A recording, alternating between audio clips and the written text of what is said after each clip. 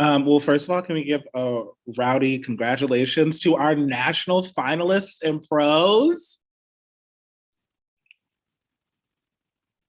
Y'all are amazing for adapting to this platform and for keeping the activity alive in this very trying time. Congratulations on your success.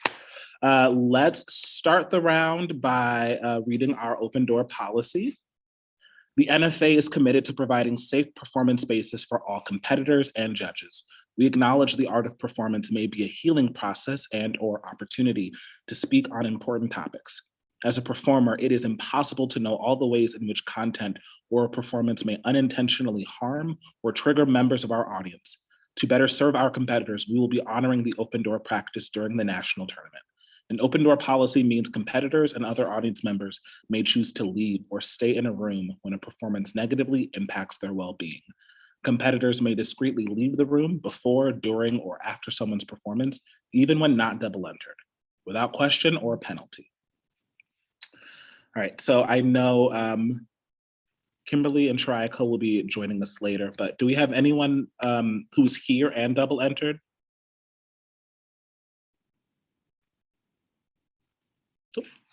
All right, perfect. Then we get to just go top to bottom. Let's welcome our first national finalist in prose interpretation, Erin.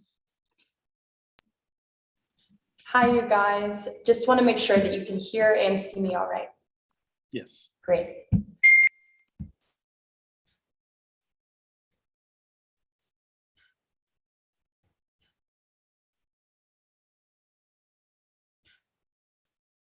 I was pretty sure about my husband right off the bat. It took me no time to realize that I wanted to marry him, and took even less time to realize that I wanted to have a kid with him. And well, the happily ever after part was easy. The having a kid part, though, not as easy. It took us 4 years to get pregnant with our daughter. We named her Grace. And before I know it, I'm at the anatomy scan, and I am beyond excited. I wanted one of those, you know, like the profile shot that you get when you think of an ultrasound. And well, it took me a little while to realize that our nurse technician wasn't saying much. She's making kind of these concerned noises, and she leans over the table and says, "Now there's no amniotic fluid, and I'm sorry, I know that's not what you want to hear." And I'm like, it's not? Okay, so I Googled, you know, second trimester, no amniotic fluid, and what stares me back in the face is an 80 to 90% fail.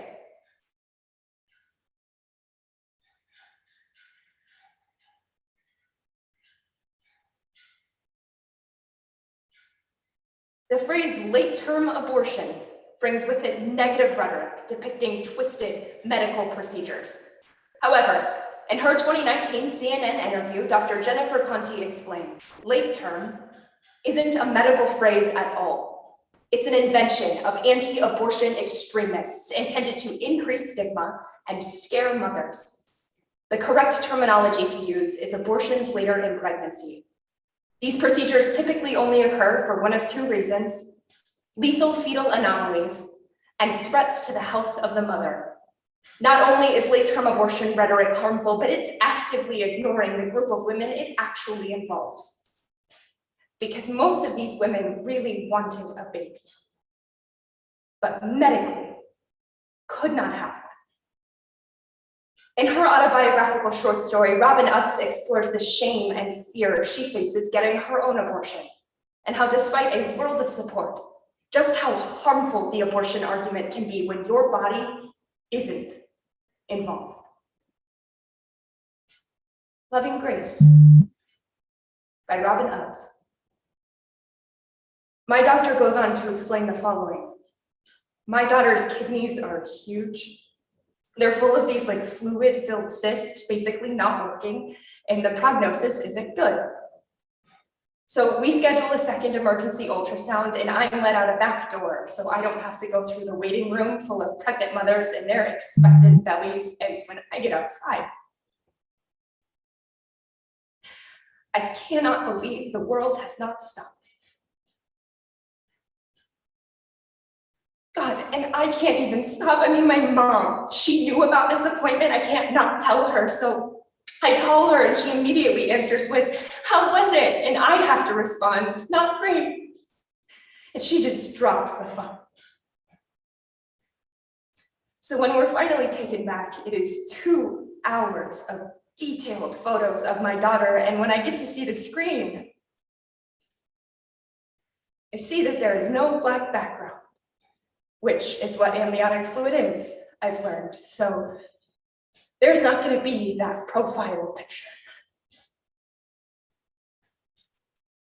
My doctor says that there are 2 outcomes, possibly, for my daughter.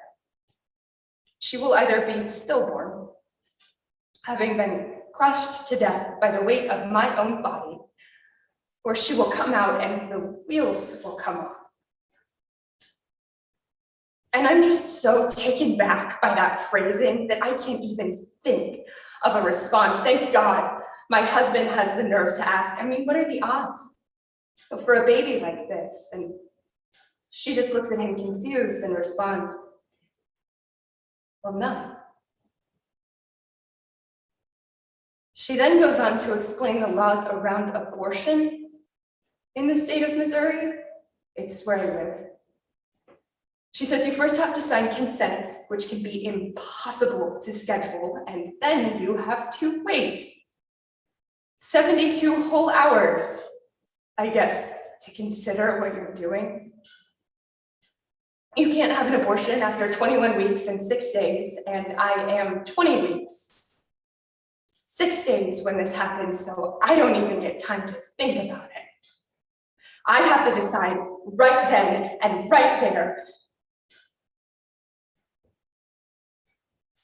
I mean, what choice do I have? If she is going to die 100%, and if I don't go through with this, she is going to suffer 100%. It would be cruel to do anything else.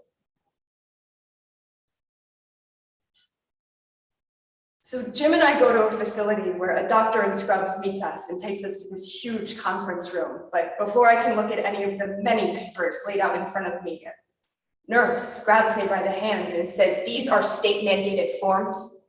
They are not medical. They contain judgmental language that is designed to make you feel bad. This is not how we feel about you." And when I look down at the form in front of me, I read that it's asking if I've been offered to hear my daughter's heartbeat. I listen to my daughter's heartbeat every other day on a home Doppler. I have a recording of it on my phone, and when I flip open the packet on that first page in these big black letters, it says, "Human life starts at conception. You are ending a separate, unique human life." And my grief was interrupted by outrage, because nowhere in these forms does it outline how much my daughter is going to suffer if I don't go through with this. Nowhere does it explain the increased risks to my health. I mean, I wanted to light them on fire.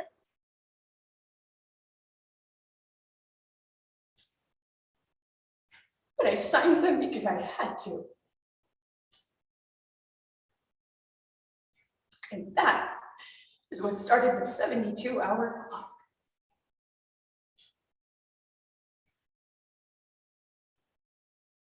Those were the longest 3 days of my life. And my parents came over and removed every stitch of baby clothes from my house. I hugged my husband harder than I thought physically possible, and I cried. I had asked Jim a few days ago how he wanted to say goodbye to Grace, and he told me he wanted to have a dance party for her. Because he made her this playlist, of songs that he'd always wanted her to hear, and really wanted to teach her about. So late that night in our pajamas, Jim and I danced with our daughter.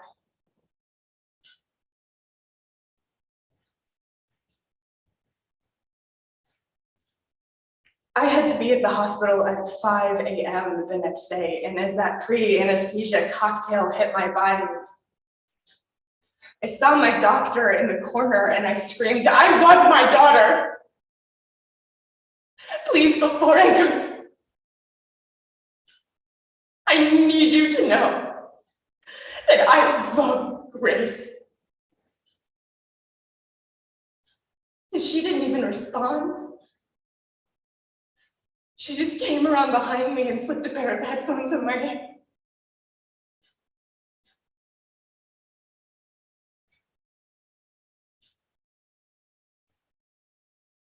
And Grace's playlist started to play.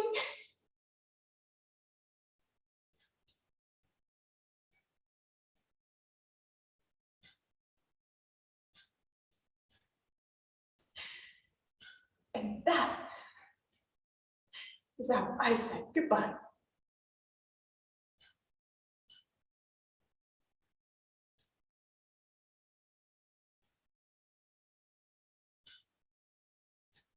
I'm pregnant again. And it's a girl again. And I am so excited to see what she's like. I loved my daughter Grace. And I am really gonna love this one too.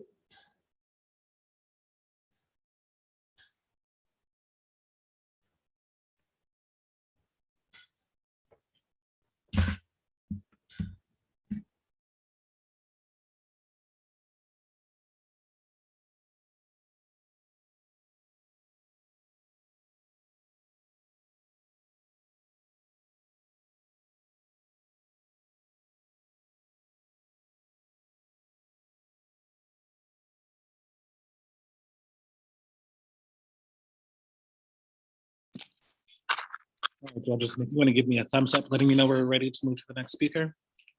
Perfect. All right, so let's move down to our second national finalist in prose, Hope.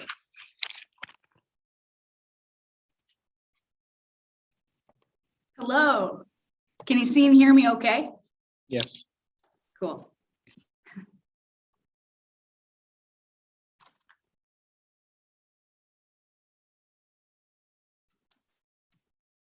Here's a little stripper tip. However fast you think you need to be going, slow it down. You're a naked person in heels. Trust me, you did the hard stuff. Oh, here's another stripper tip.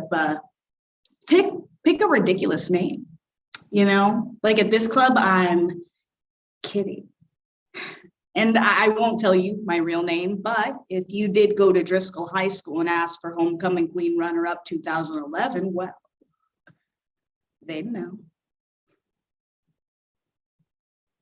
A regular Benji comes up to me and pays for an hour of my time, but not for me to dance, just for me to sit on his lap and talk. Sometimes halfway through, he'll throw me a 50 to be topless, but not this time.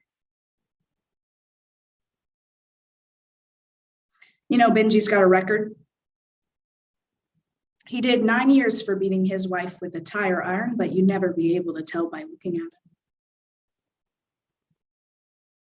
And listen, it is weird to sit topless in front of a crying dude whose sad justice has been served, but it's also so satisfying to see him cry. It's amazing. All they want is someone to listen to them, but they don't go to a licensed therapist. They come to me.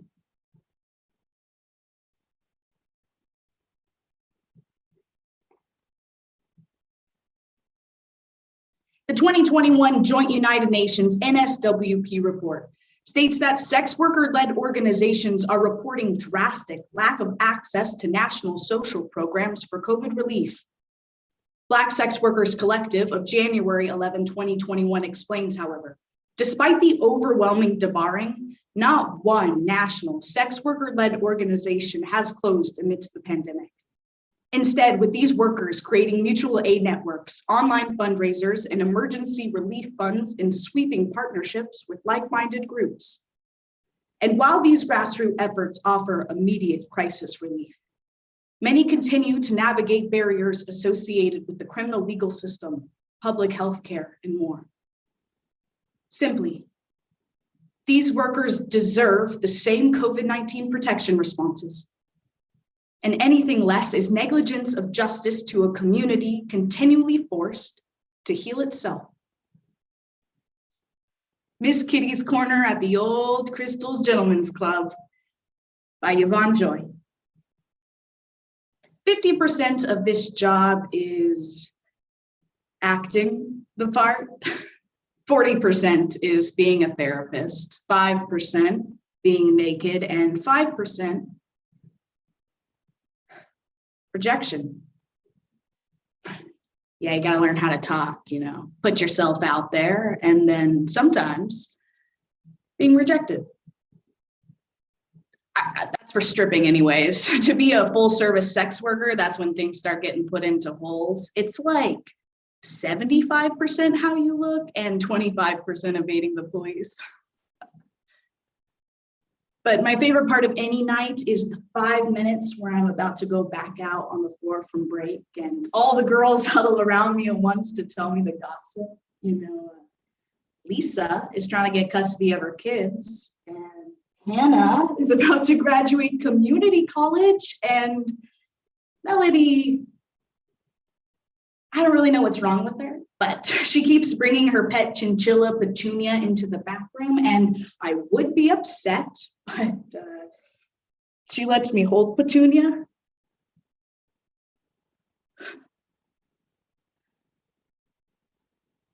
It's pretty damn small, but not a bad small. Just small enough to be safe.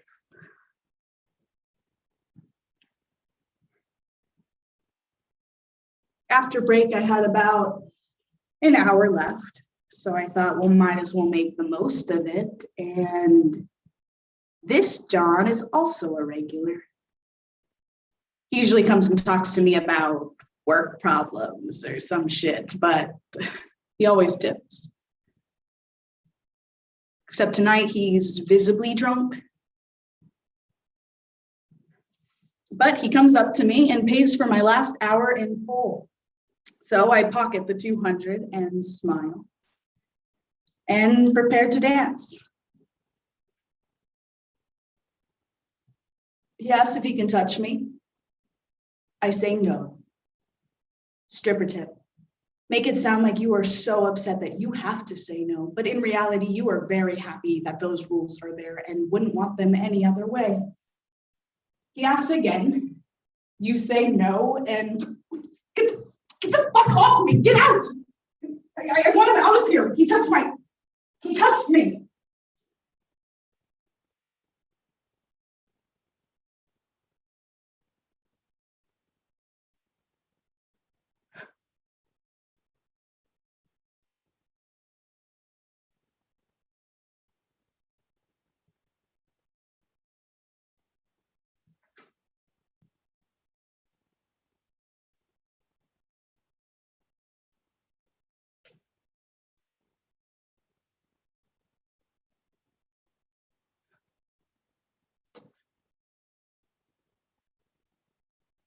The only reason any of this works just because there are rules. And when one of those rules gets broken, it feels pretty fucking shitty.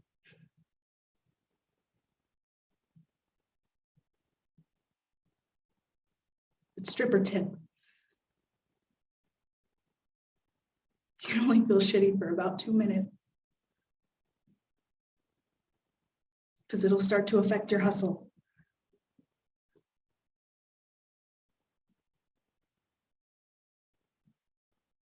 A bowling ball of a man catches my attention, literally waves to catch it.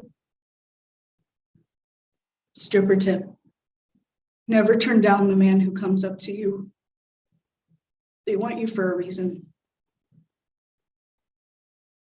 There is a God because he doesn't ask what's wrong. He just pays for my last half hour in full.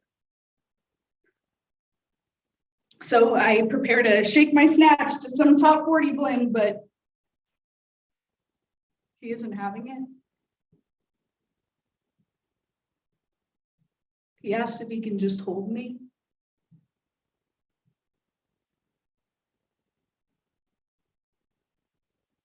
I'm thinking like a waist sort of thing, like from before.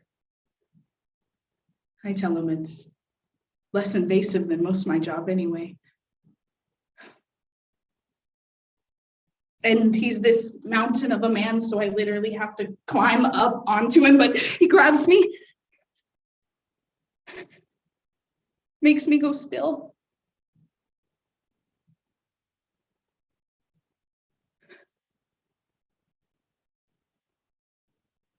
He hugs me.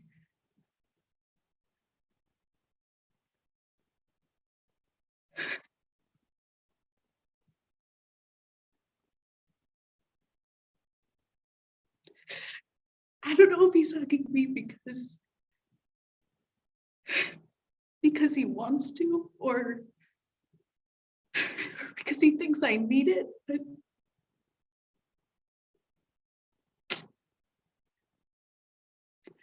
I don't care. I've never been held like this before.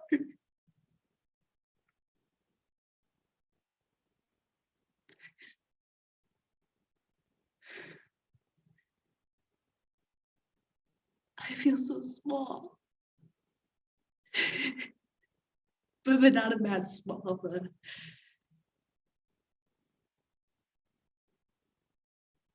just small enough to feel safe. Like a chinchilla.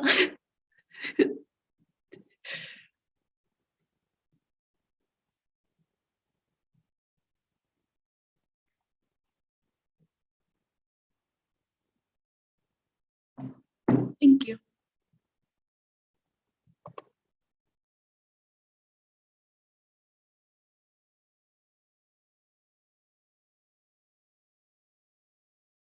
All right, thank you. Judges, all good? All right, and I'm just gonna check to see, did anyone come in? Yes, I did. Hi, Tarika. Hi. It's a pleasure to be with you all. I am still double entered. Speech is not in my favor today with the internet, but it's okay. You know what? We are in your favor and the internet can go bless itself. So if you are ready, we will welcome you to the stage. Thank you. I am going to drop my content warning in the chat really quickly. Perfect. There is that. All right, well, let's welcome our next national finalist in prose interpretation, Sharayaka.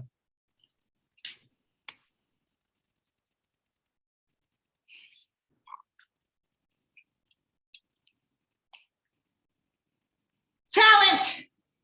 Well, it's a strange thing to measure. Like some people can measure it in music notes or trophies. But for me, you see, when I was 11 years old, I sat and listened to my grandma preach the importance of, I really don't know. She was always fucking talking. When the weirdest thing happened.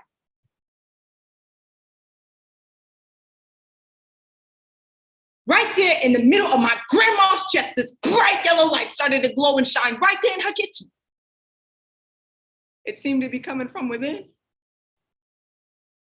When I tried to explain to my grandma what I was seeing, She said that I could see auras or people's souls. But weeks went by and that light got brighter and brighter and brighter until one day I couldn't even see her. It was so blinding. That was the day she was diagnosed with breast cancer. But I realized something. Well, for one, I can't see souls. But what I can see is illness, sickness, and death. But in the most beautiful, shining light.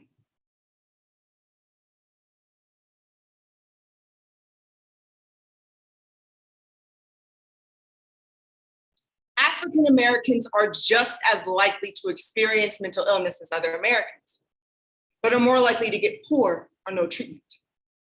According to the Suicide Prevention Research Center on August 21st, 2020, Black women are often seen as superhuman in the mental health industry due to the concept of the strong Black woman, where it is assumed that a Black woman can process any trauma they encounter, even if it's not their own. Author Janice Fine furthers this belief through the story of a woman who can clearly see illnesses around her.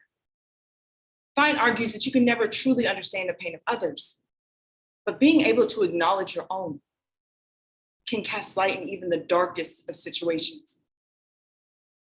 The Brilliance of Use by Janice Fine.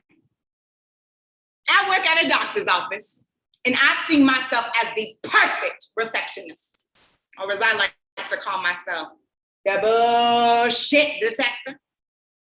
One day while in the office, I had just turned away my third old lady who wanted pain pills for a toeache, when in came a man in a neck brace. Now, I'm not particularly attracted to men in neck braces, but there was something about this one. He says his name is Phil and he has an appointment. I tell him to have a seat over there and the doctor will be with him when he's ready.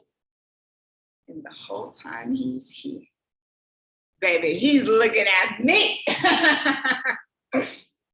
When he's done, he comes up to get his bill and I hand it to him, and real smooth, like he grabs my hand. And he says, "Can I take you out sometime?"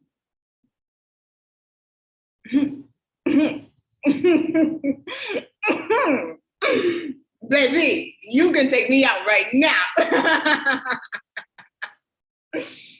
It's been 30 months since Phil and I started dating. And you know what's crazy? For the first time, I'm not looking at everybody when I walk down the street for colors or illnesses or glows. Like, for the first time, it's just him. And do you know how good that feels?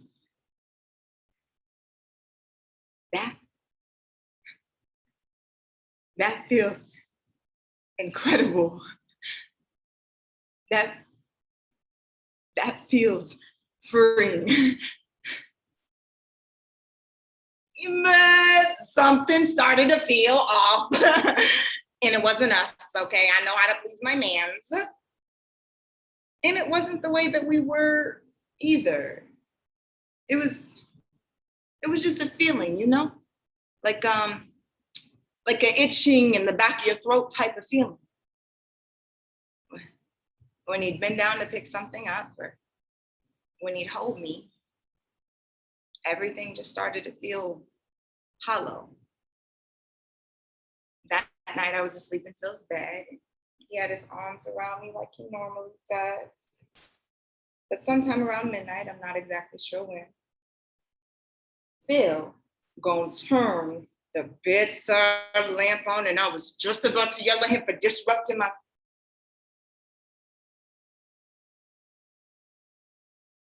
Wait. I saw it.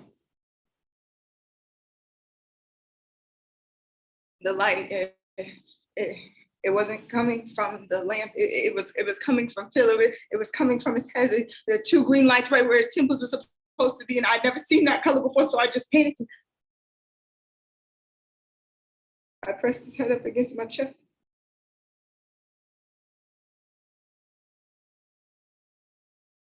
Like that was going to change something.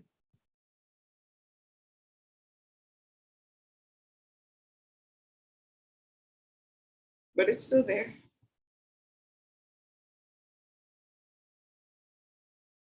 A green sun in a dark room.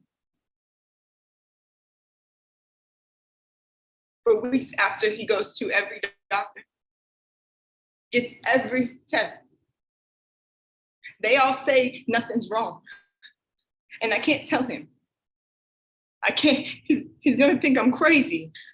So I just say that I have a hunch and that I can't lose him, but he's getting angry with me and with the doctors and the tests. I don't know, but I feel like this.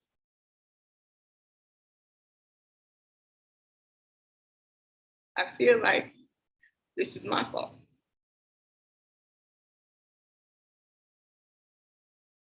That night while we were in bed together, I felt him get out of bed. I listened to his feet patter against the hardwood floors, into the kitchen, and then nothing. After a while, I got nervous, so I followed his path. Down the hall. Phil!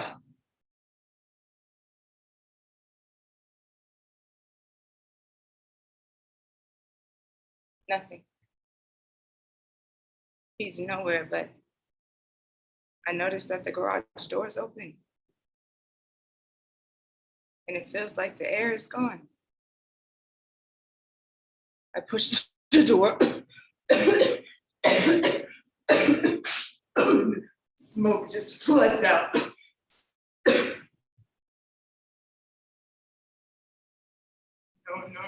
And then I see Phil, he's in the car, but his eyes are closed and he's not moving. So I just grab the handle and I start yanking on it, but the door's locked and I'm like, Phil, baby, stay with me. Stay with me. I can't lose you. I just need you to stay with me just a little while longer, Phil. Just stay here with me, okay? I got you. I'm gonna get you out of here. Just stay with me, please. Please. I can't lose you. I can't, no.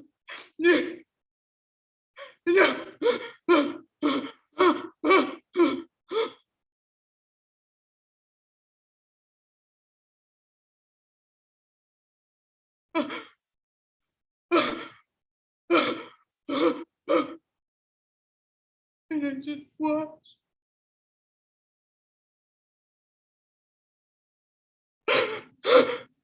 I watched as he fades away.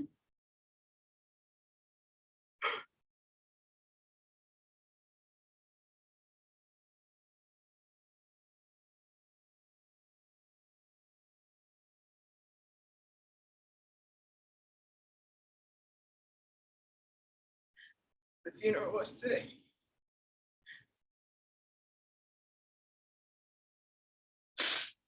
This talent that went out of me. I feel it just growing in me like pain, like sadness.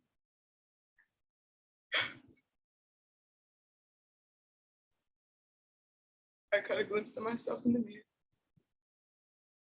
And I see this red pulsing light. And I know this sounds cheesy, but just for a second, I wonder, is that what a broken heart feels like?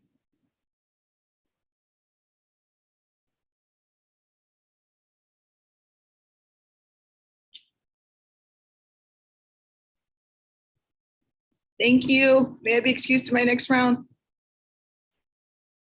Good luck, everyone.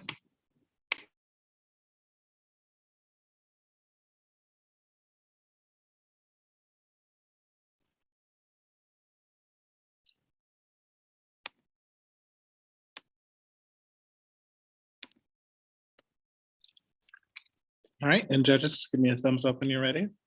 Perfect. Did Kimberly make it? Don't see you. That is okay. We will continue on down to our next national finalist, Amelia.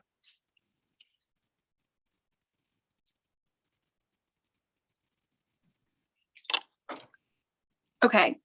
Can you guys hear me well? Yes. Okay, great.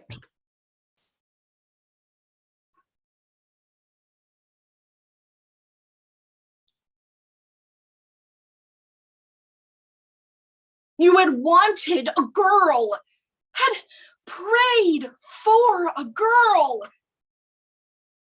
So when he arrived, you didn't really know what to do with him. So you name him George, like the grill. You take him home instead of to the fire station and very generously clothe, feed, and bathe him. But without any idea of what a good man looks like, how are you supposed to make him into one? You try not to get too far ahead of yourself. There's a good chance this kid might not even survive till adulthood.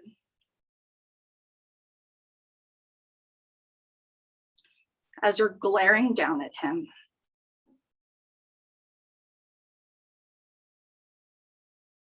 he smiles.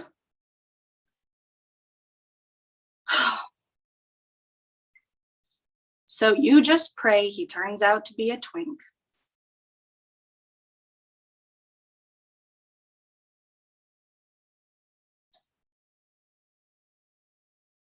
As women, we're familiar with navigating encounters with men for our safety. But these terrifying dynamics even come into play when we have to raise men. In their book, Little Eyes, Little Ears, How Violence Against Mothers Shapes Children as They Grow, authors Linda Baker and Allison Cunningham explain, violence against mothers affects everything from their perception of the male role, to their attachment styles, to their emotional regulation. Ultimately, it's not enough for us to just raise children outside of gender roles.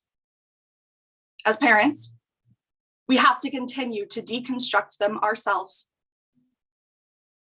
Adam, Eve, and the Origins of George by Ashton Ann Harper. George is 4 and he moves around way too much. You've tried bribery, cookies, uncomposed yelling for him to get the fuck out of the street. Even leashes. Until he started using those to cut off circulation to various limbs and appendages. You remind him that he isn't indestructible, but you don't think that he believes you. The GLAAD website said there was a 0.7% chance he would come to you and announce his womanhood. But it's looking less and less likely at this point. George is 10 and he's becoming quite a nerd. He loves Minecraft. He even named his favorite cow after you. Unsure what video game he might want for his 11th birthday, you ask him what new game he wants, reminding him of the rule that he isn't allowed any violent games. And he rolls his eyes at you. You'd come to expect your apprehension. You had denied him paintball birthday parties, Nerf guns, karate lessons. Even the Roadrunner cartoon you had said was just too violent. But let all the other mothers ruin their boys by indulging their macabre instinct.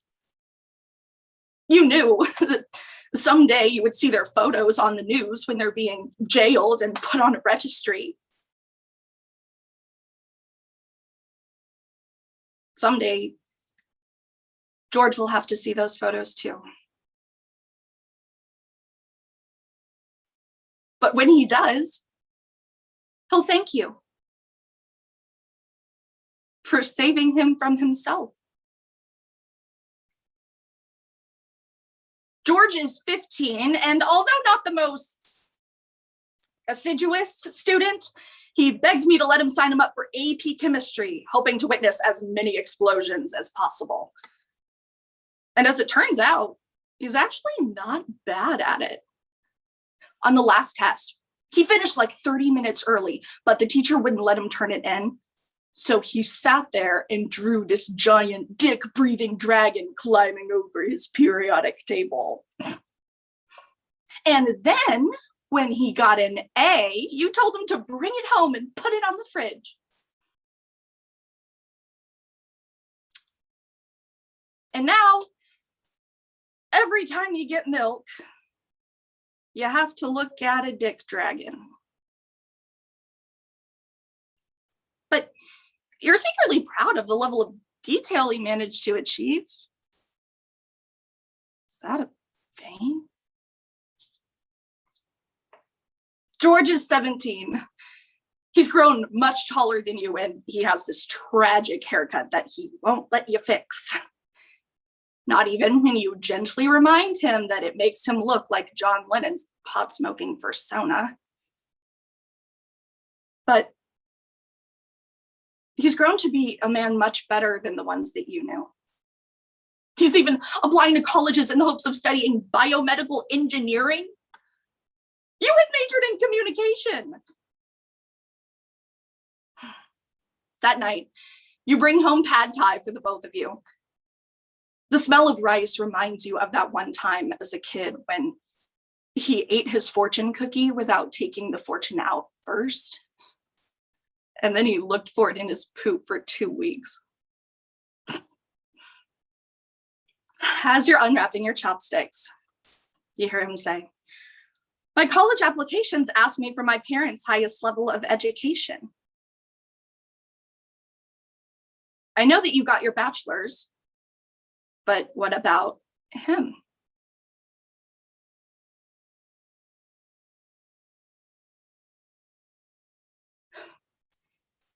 George had never asked you anything about him before. You think he kind of knew not to, but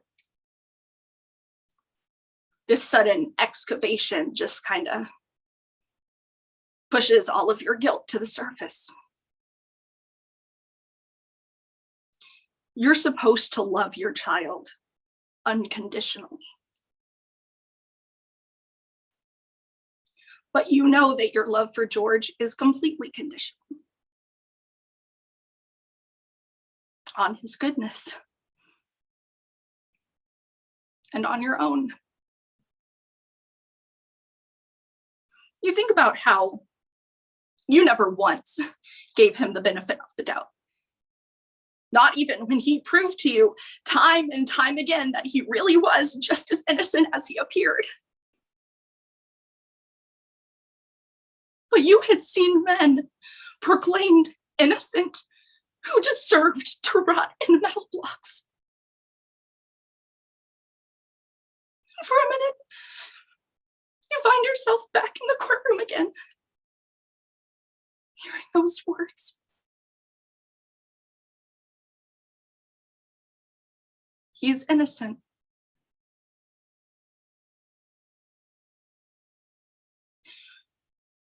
When George was first born, you found it almost hard to love him because you knew somewhere in there, Adam was there too. But now you find it impossible to hate Adam because George is a part of him as well. You had the privilege of watching him dispel the monster that you were so sure that he was going to become.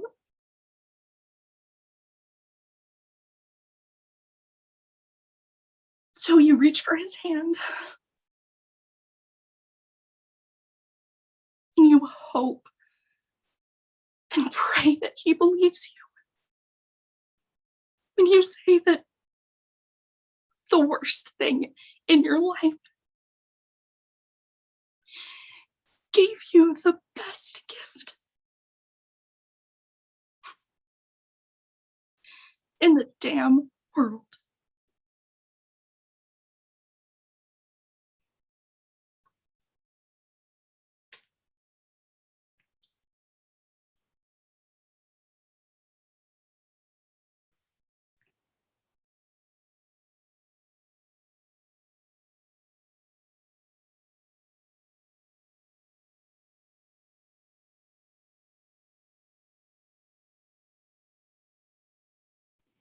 Okay. Judges?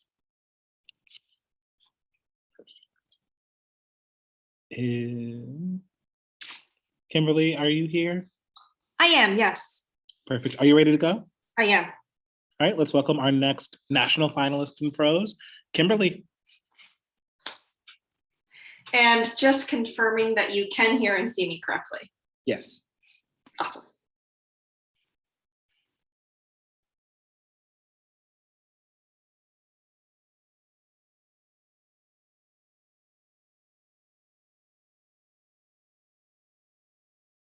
You wake up and the air is milky and bright. The room glows with a kind of contentment. Ah, you think to yourself, this is the kind of morning that I could get used to. When you turn over, she is staring at you. The luminous light of innocence curdles in your stomach. You don't remember going from awake to afraid so quickly. You were moving all night, she says. Your elbows touched me. They kept me awake. If you apologize profusely, go to page 2. If you tell her to wake you up next time your elbows touch her in your sleep, go to page 3. I'm so sorry. You tell her, I really didn't mean to. I move my arms around a lot in my sleep. And my dad used to do the same thing, the sleeping damsel sleep. So weird, I must have. Are you really saying sorry? She says. I don't think you are.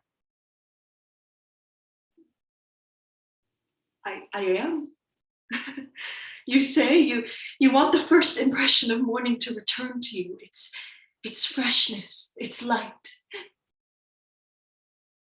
Fuck you, she says, and gets out of bed.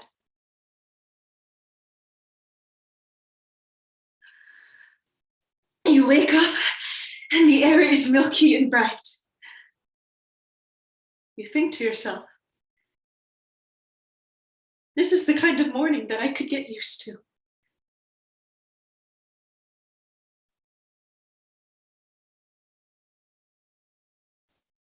In 2013, the CDC surveyed queer women to find that 44% of women within queer relationships have experienced some sort of abuse. Since then, 2013 has still been the only official and most recent study concerning queer women relationships. Consequently, women-to-women intimate partner violence is not something that we are aware of. Due to the lack of education, queer women are left in a limbo in which they have no direction on how to navigate better circumstances for themselves.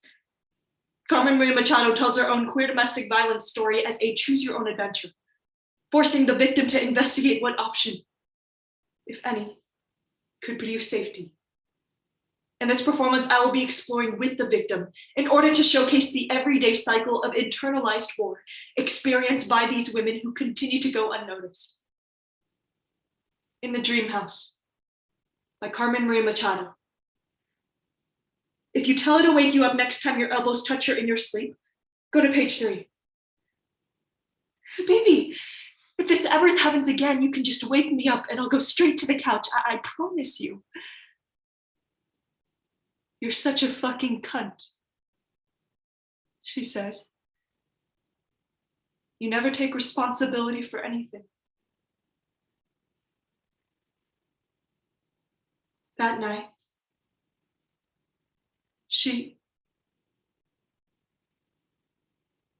as you lie there mutely, praying for it to be over, praying that she won't notice that you're gone. You avoided your body so many times that by now it is a force of habit, reflexive as a sigh. You would just lie there silently.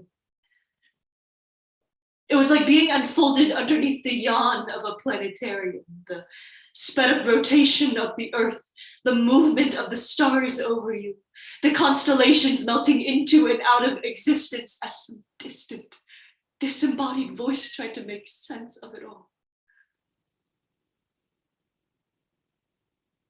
You shudder and moan with precision. She turns out the lights. You wait for the darkness to leave your body, or you leave it.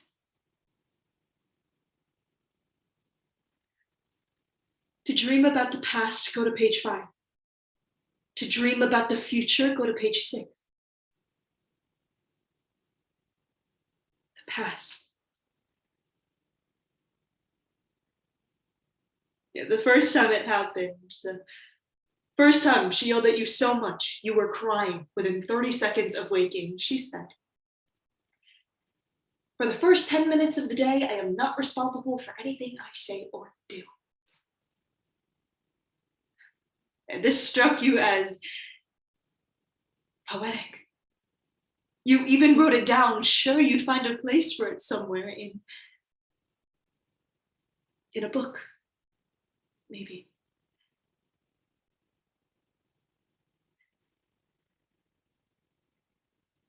The future.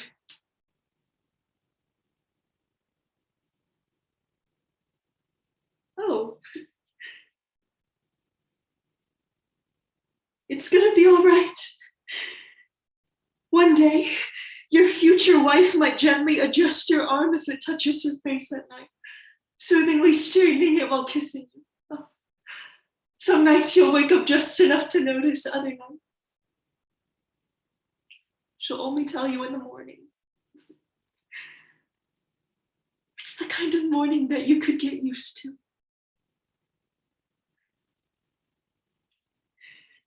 You shouldn't be on this page. There's no way to get here from the choices given to you. You flipped here because you got sick of the cycle. You wanted to get out. You're smarter than me. You shouldn't be on this page. There's no way to get here from the choices given to you. Don't you get it? All of this shit already happened and you can't make it not happen, no matter what you do.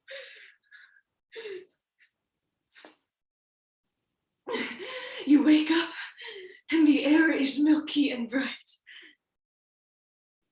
If you toss back the blankets from your body and hit the floor with both your feet, and when you get to the driveway, your car keys already in your hand and you drive away with a theatrical squeal of tires, never to return again, go to page 9.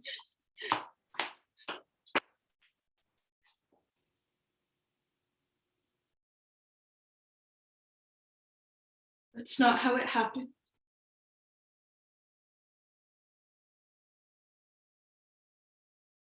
But it's okay, right? But we can pretend. Just this one.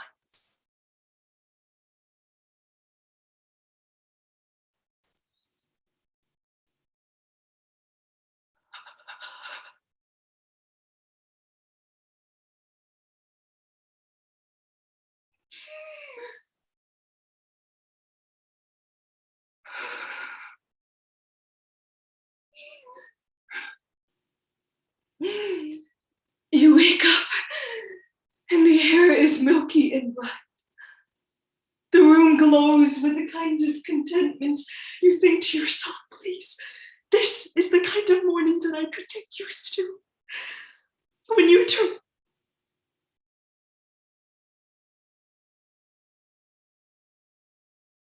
she's staring at you. The luminous light of innocence curdles in your stomach. You don't remember going from awake to afraid so quickly. You were moving all night, she says. Your elbows touched me, they kept me awake. If you apologize profusely, go to page 2. If you tell her to wake you up next time, your elbows touch her in your sleep. Page 3. No. No, no.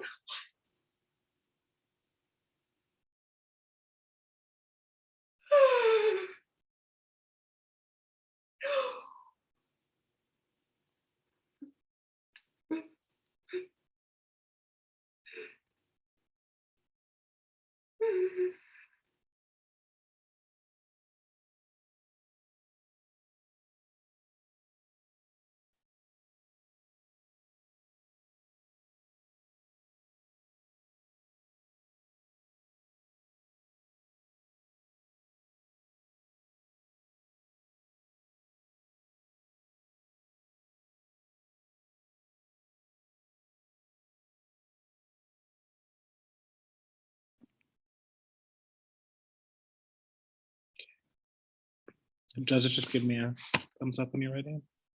All right. Well, let us welcome our final Prose National finalist, Kevin. Hi, can y'all hear and see me okay? Mhm.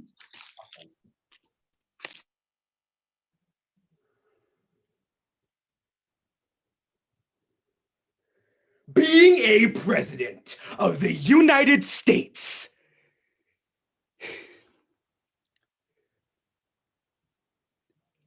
It's like the easiest job in the world, basically.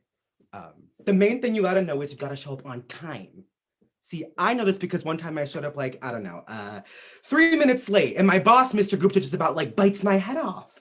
6:15 means 6:15. He's like, and I'm like, I'm sorry. Traffic. It's not the real reason I'm late, okay? I say traffic because one time at this Quiznos I worked at, I told my boss the truth. It's because of Ramona. And like a week later, I'm getting fired because my family situation's interfering with my job performance, which it's not true, okay? Because I could still make a killer sub. But now I just say traffic.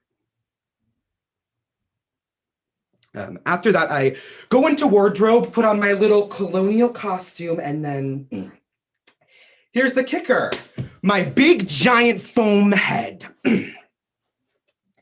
And ta-da! You're a president.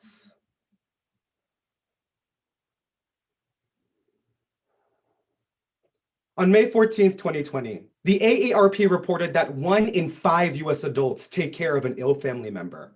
The National Institute of Health reveals that approximately 61% of these family caregivers in the US report some level of financial strain, a strain that becomes intensified when the caregiver relies on a job for familial health insurance.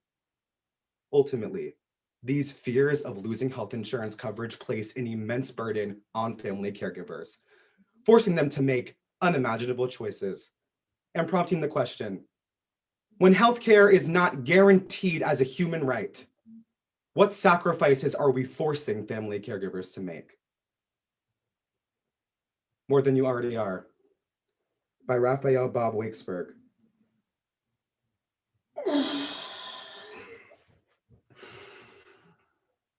It's a Sunday. Fuck Sundays. Sorry, I'm in a bad mood because Ramona had a really bad reaction to her new medications last night. So I'm staying like up with her to try and make this kind of like sick game out of it. Okay, it's kind of gross, but I've been around Ramona enough times to know when she's about to throw up. So I'll just ask her a question about something I know she loves to make it a little bit better. For example, Ramona, how do we feel about Drake's new album? And she'll barf everywhere. So I'll say, very strong reaction. Don't worry though, I'll take care of that for you. I'll just delete all of his songs off your playlist then.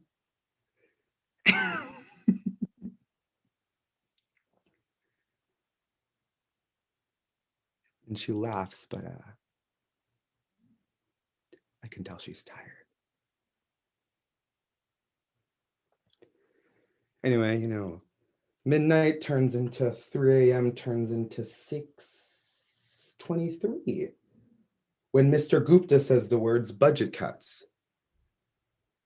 In that 10 of our lowest performing presidents will be let go by the end of the month. And as he speaks, I feel all of the air leave my body. Because I am already including myself as one of those bottom 10.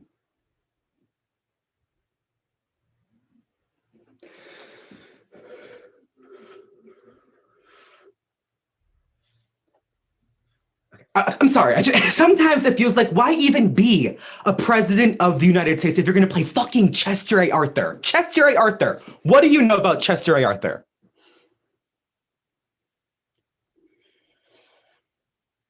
Right, let's just say there's not droves of people looking to buy a picture with the fucking Pendleton Act advertised on the back of it. The Pendleton Act is President Chester A. Arthur's crowning legislative achievement. And I don't even know what it did.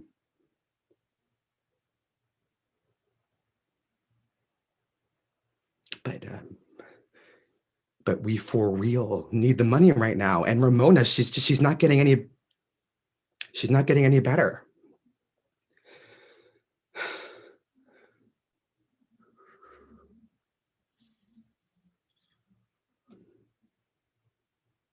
Maybe it's pathetic. I don't know, but my breaks are like my favorite part of every day.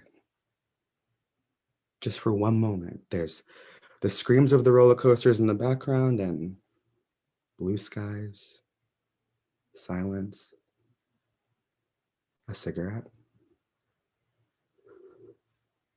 On good days, a funnel cake. But today's it's not a good day. The next day I show up on time, ready to work because I have a plan. 6:15 means 6:15. I'm at work at 6:13. The first prong of this plan, it's simple. It's about projecting this air of professionalism in front of Mr. Gupta. Mr. Gupta, what a wonderful, beautiful, brilliant day to educate our guests on presidential history. Right.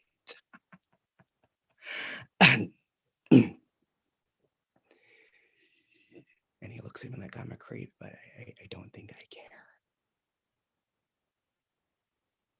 care. The second prong of this plan is something I don't feel as hot about, but most people treat this job like it's some big joke, but there's actually a lot of park violations that happen every day. And if my coworkers are going to leave themselves vulnerable by making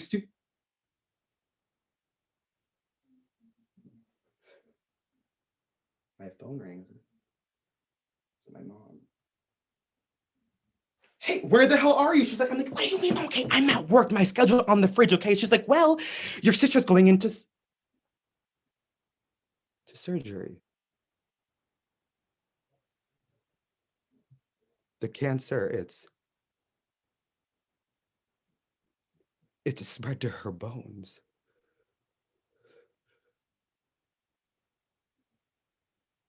Her bones. Get here now.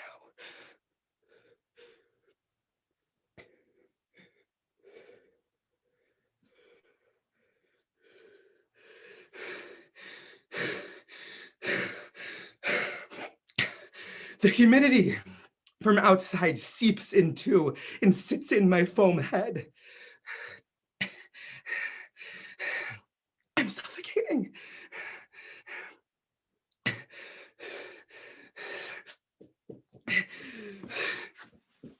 I mean, it's easy, right? If I leave, I will get fired. No questions asked. I mean, we were told yesterday there will be budget cuts, but if I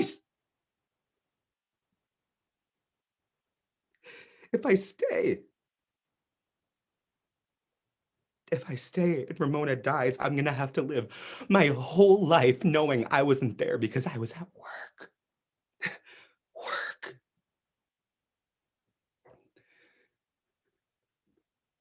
It just feels like there are these two utterly conflicting and combating paths, and I don't know what to do.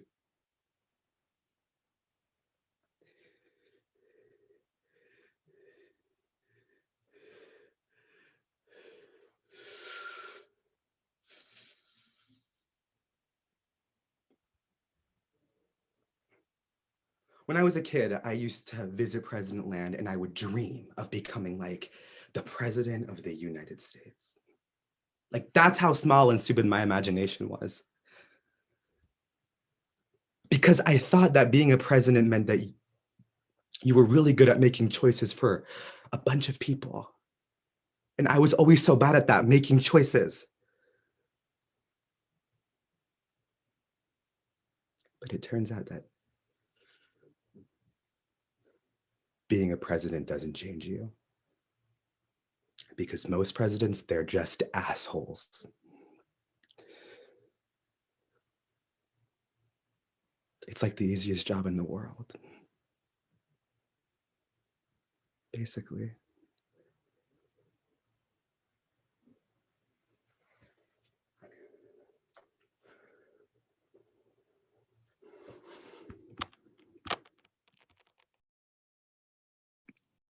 All right, can we give it up one more time for all of our finalists in whatever way you can? If just shout out to y'all making it work.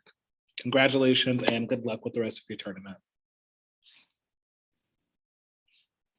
Thank you very much. Thank you all.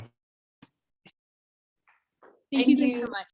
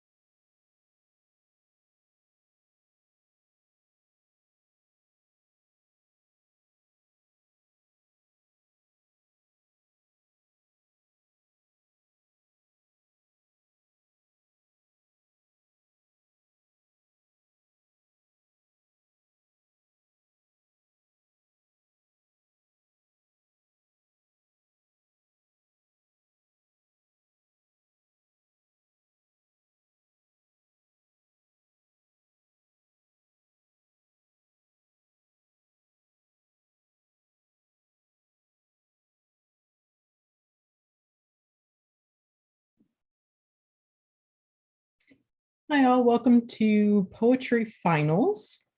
Based on my judge list, I do believe we have 5 judges. I do need to pause for just a moment because we are still confirming those consent forms. So once, as you can see on my list, it's a number of people in the round, so I want to make sure that that we get through all of those. So we'll just hang tight for a few minutes. I know that there are some issues with the links. They are updating them on SpeechWire. So if you don't intend to be here with us in poetry, although we would love to have you here, you can check the chat. I've put the updated links on SpeechWire. Those are the most updated links. If you had some in emails, they may have been redone for technical reasons. So once I get some more, all right, thank you, Mayfield. Yours has been confirmed in.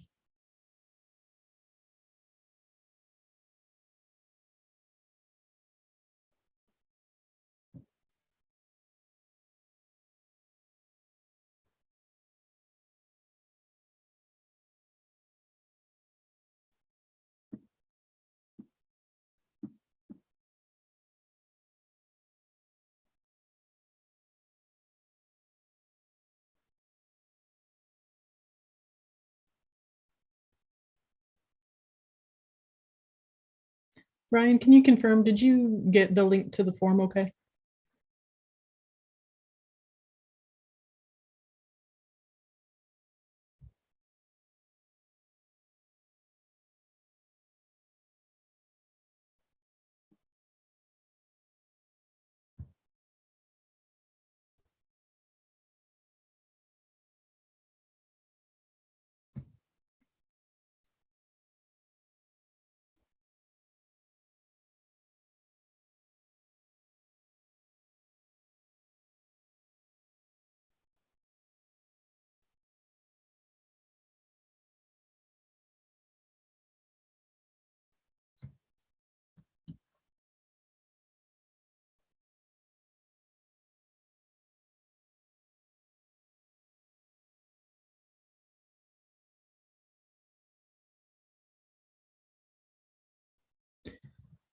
Okay, since we're about 10 past, in the interest of time, I will message students if they, or I will jump in if I need someone to complete the consent form before they perform. The 2 that have completed their consent forms that I have so far should be Micah Butler and Terrence Mayfield. And then as students come in, I know there's probably some double entries.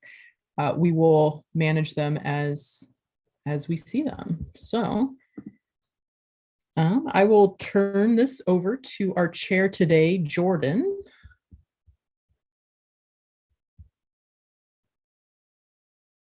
To run the round. Mute. Hello, everyone. Let me make sure that we have all of our judges, and then we will go through the roll. So I see that we have 4. I believe Brenton Mitchell is a judge. Awesome. Does he have his, I mean, judges can Yeah, choose. I'm here. I just turned my video off for like bandwidth and so they can maximize their screens. Okay, solid. Yep, so I'm here.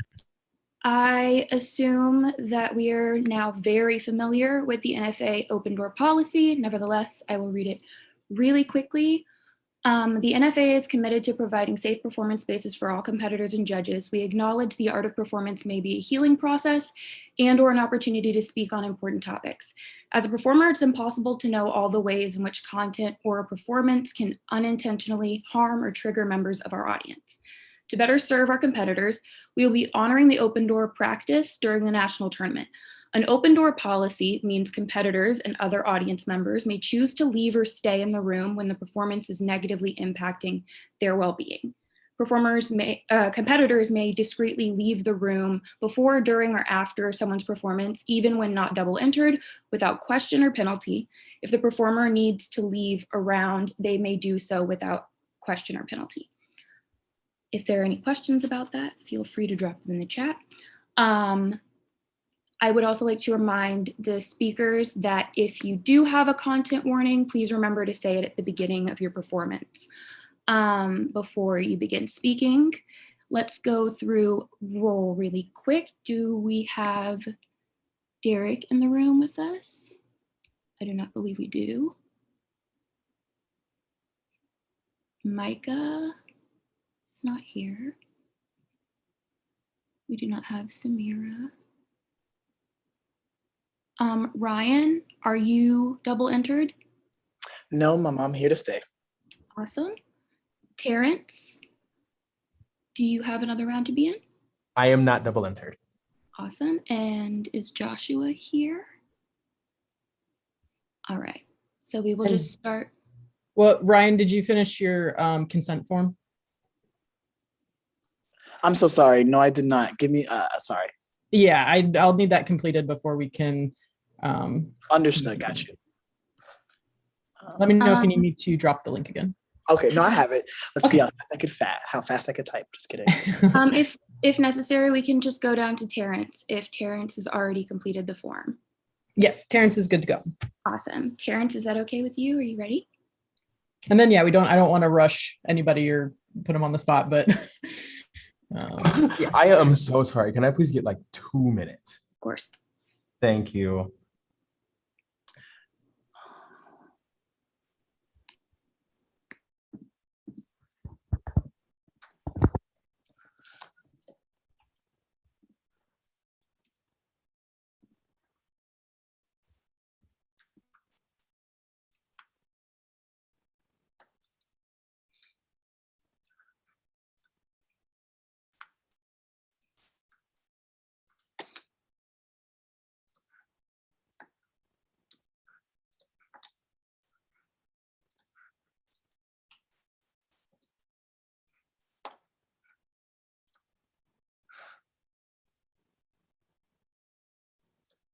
Okay, and I have completed the form. So if you guys want to start back up with me, that's completely fine. But if Terrence, if you do what makes y'all feel comfortable. Ryan, if you're ready to go, then we're ready for you. Okay, thank you so much. Let's give a round of applause to our first performer in this poetry final of NFA, Ryan Gosling.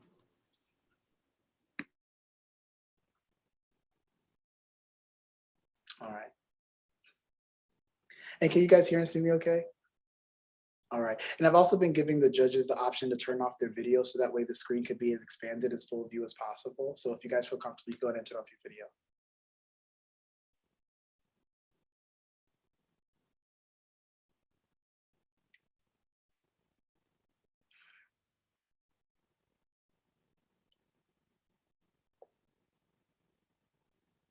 This earthly home is gonna soon decay, but my soul's gotta have somewhere to stay. So I'm building me a home somewhere. There's a construction site filled with the voices of laughing ghosts dancing on beat to the sound of jackhammers, cranes, and spades, uprooting the earth where the Negroes once laid. The memorial dedicated to the death of Emmett Till has been shot up for the third time in 1 month. The memorial breaks its silence. Was the cotton gin's weight not enough? Did you have to make patchwork of my memory? How many more times must I die before you are satisfied? On the day the white man came and the sunlight peeked through the holes in my coffin, I was plucked from the grave. Because even in death, Negroes can't afford to rest in peace.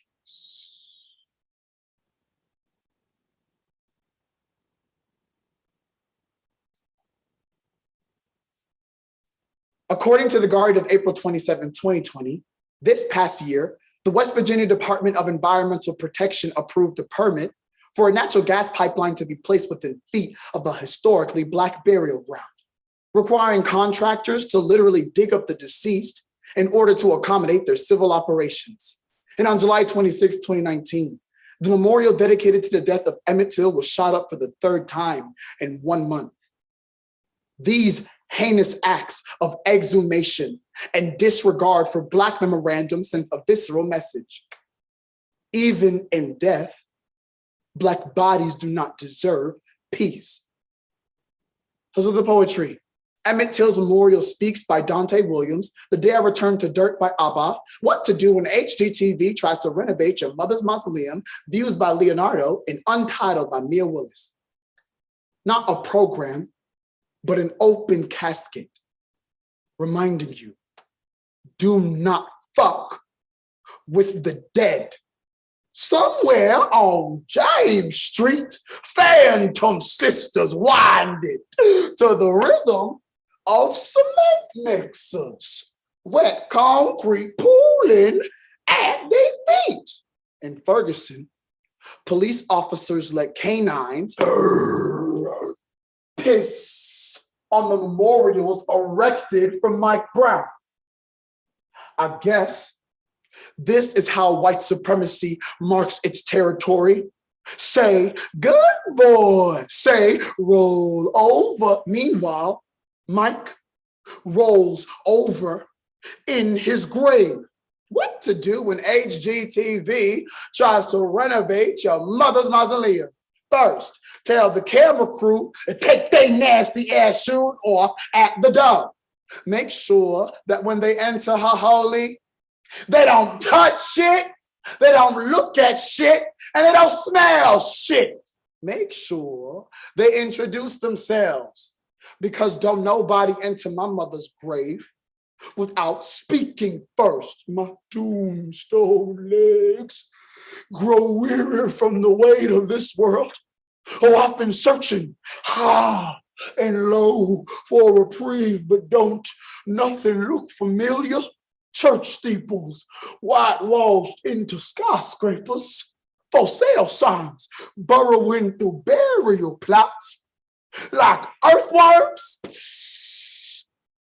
The least you can do is let me rest in peace after your forefathers tore me to pieces, and yet still you came, hungry belly, looking to make a meal of a Black boy history already picked clean. Did you pray that I would hear the shotgun blast in the clouds? Did you hope that somewhere up there a Black boy is dying on loop? Somewhere there's a white man sending up prayers to a false god.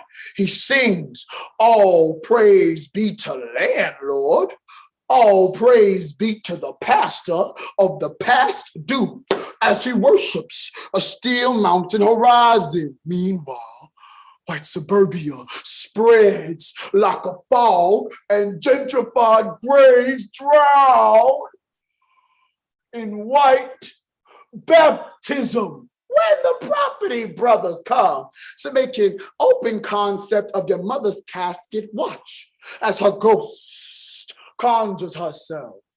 Justice said, bitch, you have open casket money, you pay these bills, pay that price, live that life.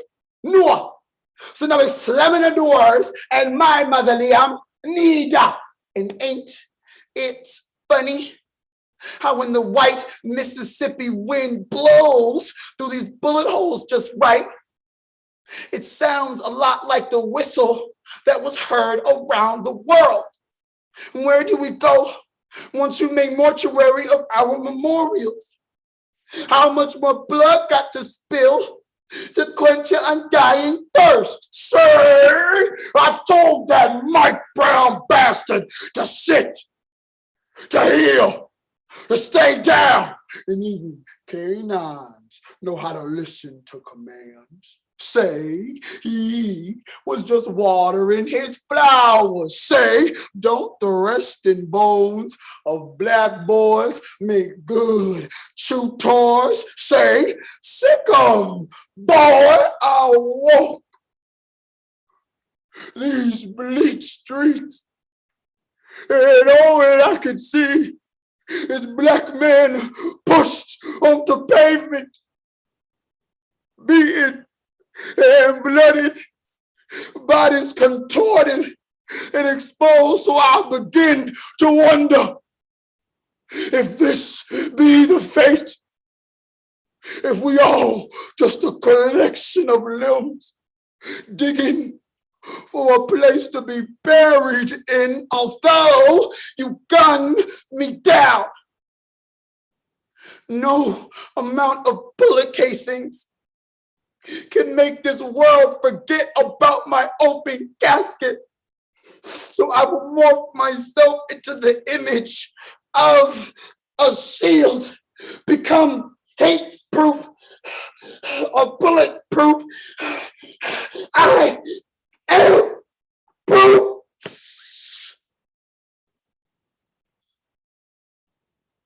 That black bodies still fight,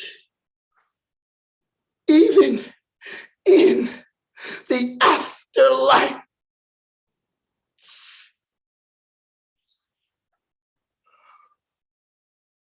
So when our spirits finally light the candle, exorcise the white man, cast him out, ward him off, we will ink the new deed against his lips and remind him that no one like him will ever have the audacity to grow here again.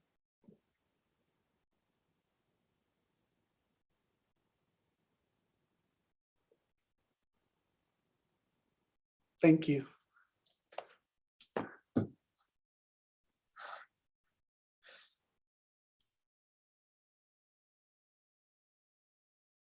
All right, let's give a hand for Ryan. And then for judges, let's do the system we were doing in previous rounds, where once you're done writing your ballot, turn your camera back on, and then that way I'll know that you're ready to go.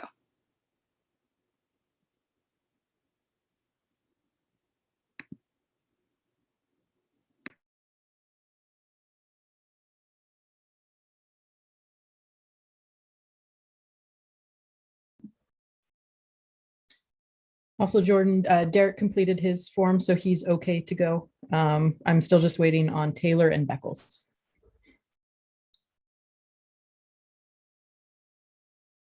Awesome. Let's go ahead and you said Derek completed his form?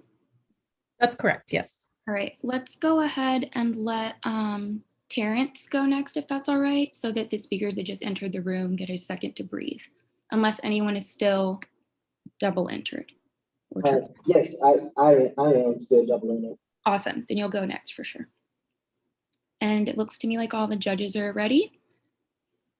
So let's give a hand to Derek Collins. And just to check and see real quick, can you all see and hear me okay? Awesome, thank you.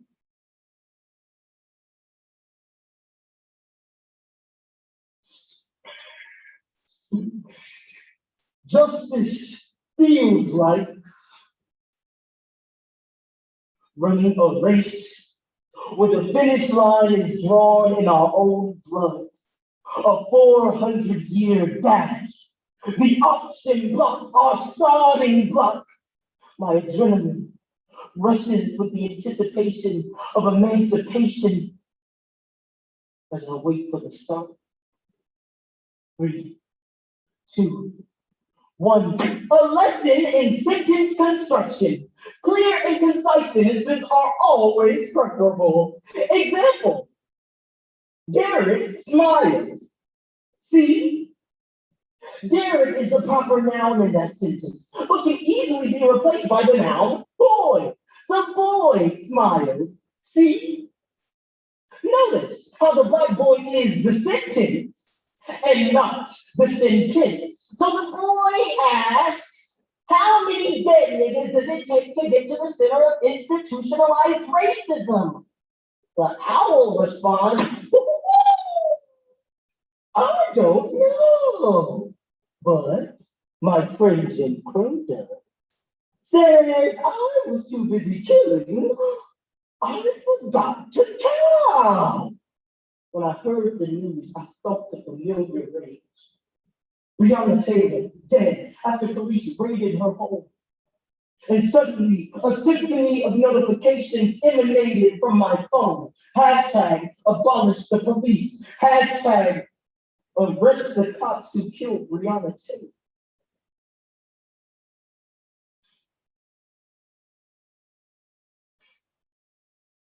And my Twitter fingers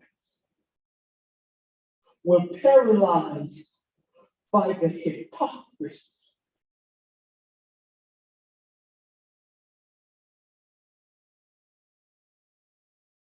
As the collective grief and outrage of the Black community was thrust to the forefront of headlines following the death of Breonna Taylor, many African Americans faced an emotionally debilitating contradiction, begging for the arrest of the officers who murdered Taylor, while simultaneously demanding the abolishment of police. Essence magazine of July 16, 2020 articulates this tension, noting, we're caught between knowing the system must be dismantled because it is a danger to Black lives, and still being forced to rely on it to punish our oppressors. Essence furthers, this leaves Black people in a state of socio-political Stockholm syndrome, where we have and will continue to have to rely on the grace of our subjugators for liberation. This performance cannot solve this dilemma, but it can provide insight into the emotional paradox that is the Black struggle for justice. So, through the poetries of 400-Year Dash by Michael Thomas, Sentence by Javon Johnson, Tootsie Roll Racism by Colin Edmonds, A Conversation Between My Head and My Heart by Michael Seidel, and The Kidnapping of Lady Justice by Joseph Story. The program. They kidnapped Lady Justice off the courthouse steps after the verdict, after the non-indictment. They kidnapped her and said, you must see. Drove her past the protest signs, the memorials, the mothers huddled and wailing, said, Lady Justice must see us, but her heart and blindfold remained unmoved. And since then, we've been running through the fields, trying to get a feel of freedom, running towards the hills, trying to get a view of the other side, but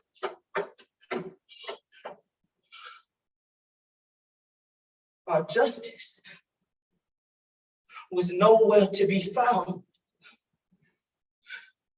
So we kept running. My heart wants justice for Breonna Taylor.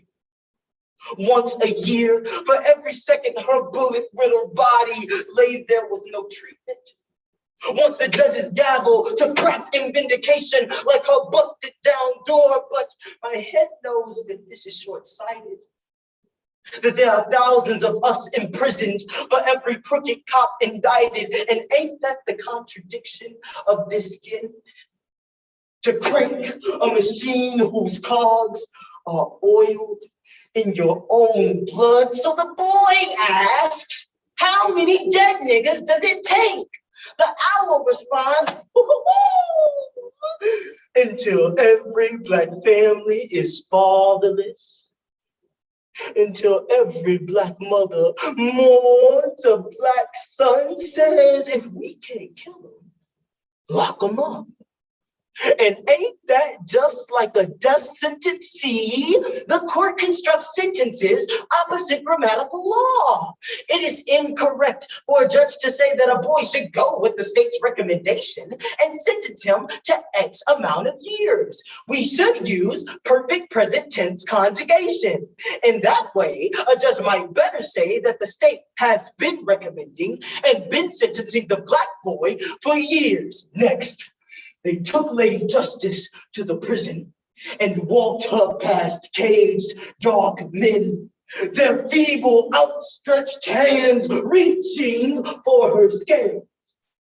But not a single tear drip dropped from beneath her blindfold years ago. A judge sentenced my friend to a decade for a crime he did not commit. Now, what exactly does that type of sentence mean? Because when he turned to us before they took him away, the Black boy could not smile. The Black boy could not smile. And isn't that a proper sentence too? Clear and concise, desperate and frenzied.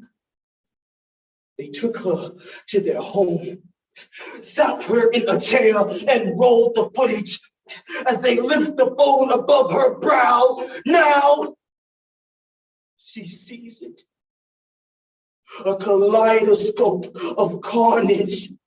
They watched as 400 years of brutality bounced off the whites of her eyes. My heart wants their shackles to sing the song of scattered bullets and shattered windows, but my head knows that this assembly of brick and mortar wasn't built for law and order. And ain't that the contradiction of this skin?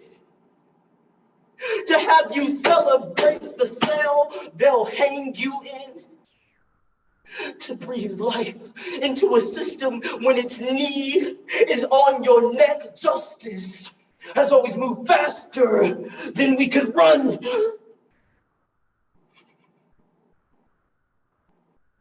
Today, it's blocked by an officer with a gun.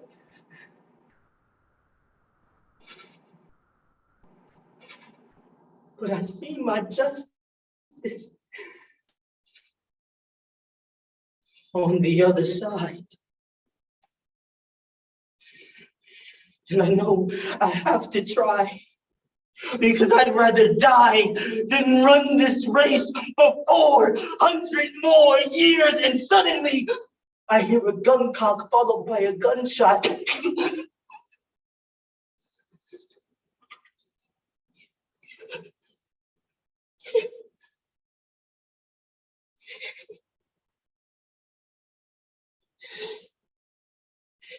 And I realized that my race is over. The boy asks, how many? The owl responds, oh boy, justice is for white people. See, this is that Tootsie Roll racism, a type of oppression that will rot you from the inside out. So, How many dead niggas does it take to get to the center of institutionalized racism? Oh, the world may never know.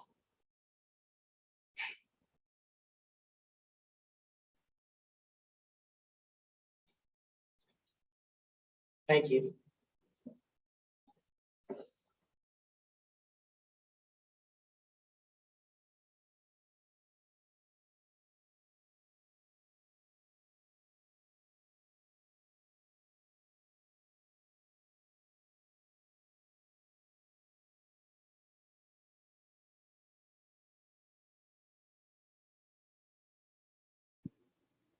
All right, awesome. Let's give a hand to Derek.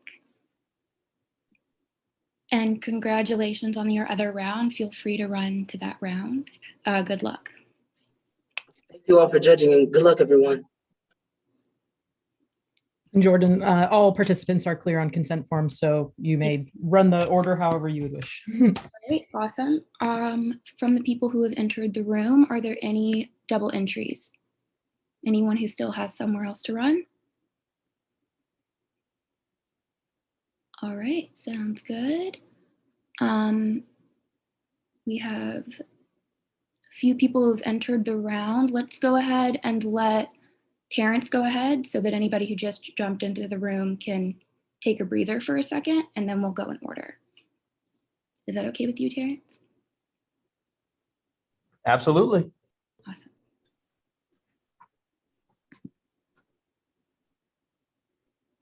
And just want to make sure that all 5 judges are ready. 1, 2, 3.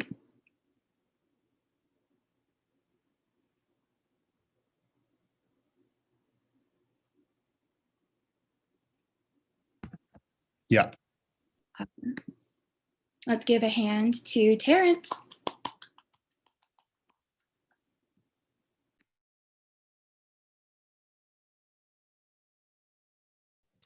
So Zoom is telling me I can't turn my I video just fixed on. it. Sorry. Okay. Your No, video you're was on and then it went off after I cleared the security. So No, you're you're good. Yeah, no worries.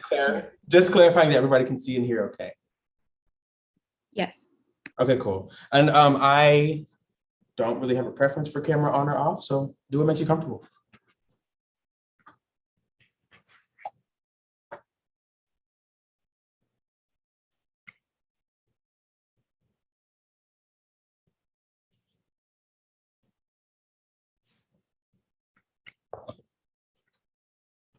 The fuck is this? Okay. Dear applicant of ethnic origin. Congratulations! You have been accepted to white prestigious university. We saw your face and oh, we just loved it. However, there are a few things you should know. This is an oppression poem. Yeah, it's another young Negro. And you bet I'm pissed on a lot of opinions. And if you a poetry round regular, maybe you've seen me before. Okay. Another Black kid too liberal to shut the fuck up about all those things you overheard that one time while driving past the Black Lives Matter protest. And by the way, Black lives still matter. The admissions office has heard your story thousands of times. Prompt, write about an experience indicative to your growth. Translation in 600 words. Make the university believe that you can make up for your color. This is an oppression poem on evaluating Black privilege. The hung elephant swinging in the room. The memory of a slave ship. Praying for the Alzheimer's to kick in. Black privilege is me pretending I know Trayvon Martin on a first name basis. It's me giving you a dead boy's name in exchange for your attention.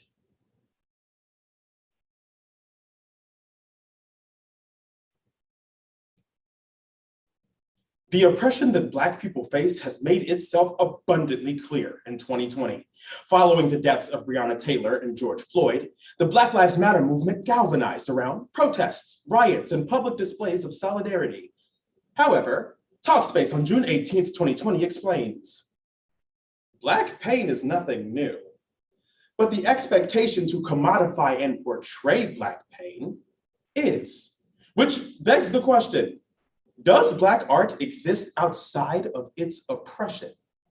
Black artists have begun using inspiration from recent events to create their work, but with this comes the expectation to portray their oppression as everyone's. Not only does this, once again, put Black people in a position where they are expected to educate, but proves that the acceptance of our art is not one of appreciation, it's exploitation. So, using the poetry, Black College by Tolu Obowole and Ashia Anjani, No Lives Matter by Kofi Dadzi, Black by Samuel Nkatura, and Black Privilege by Crystal Valentine, I seek to expose and deconstruct the cultural fixation of Black poetry. A program taking back my oppression from everyone who enjoys it. You know what? It's fine. I get it, you know? Black boy berates your business because they done lost another child to badge and bloodshed, right? Because they thought a Black life might actually matter more than the soil. But y'all the ones facing extinction, right? I mean, that's why y'all say blue lives matter, right? So how about this? Since y'all want to be all white is right, preserve the ways, tiki torching, street marching, but mayo is delicious petty, then how about no lives matter? At college parties, they will ask you all about your ghetto. The lead paint and power outages where you grew up. Oh, you will become the Black friend. Forcing yourself to smile. When you really want to scream, rap music and Black people can be mutually exclusive. Yes, it is racist for you to touch my hair without my permission. Yes, I am angry. No, I am not done. Black privilege is being so unique that not even God can look like you. But as being the first in line to meet him, I mean, Black privilege is getting to have the same sense of humor as Jesus. You remember when he died on the cross? The same way Malcolm X laughed at his bullet. Woo! And there I go again, asserting my Black privilege, using a dead boy's name without his permission. You watching me 12 years to slave the crap out of this poem. Okay, watch me milk the pity tears from your face, and of course you can stop listening now. If you haven't already. I mean, I guess this is just an oppression poem. But girl, this is an oppression poem. And you know, I cannot forget about police brutality, okay? Oh, should I do it angry? Stop killing us! Or should I do it sad?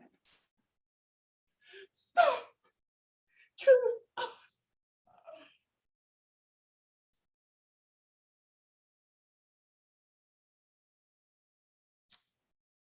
Well, I guess it doesn't really matter as long as it makes for a good poem. Huh. So how about no lives matter? You know? Kind of like how when people who hate participation trophies say, well, if everyone's special, no one is, you know? Or how like when the lynch mob says, I hate to leave you hanging, but I gotta go, yeah. Like that. By accepting admission, you are agreeing to a makeover in whiteface. You will tell yourself to stop being so Black. Be the new Black. Be the only type of Black we let our kids around. We'll date you just to add color to our arms, you know. People of color be clever accessories like that. But don't you worry. We'll still scare you from our classrooms. We didn't make these fields to sustain you. You're lucky to be here.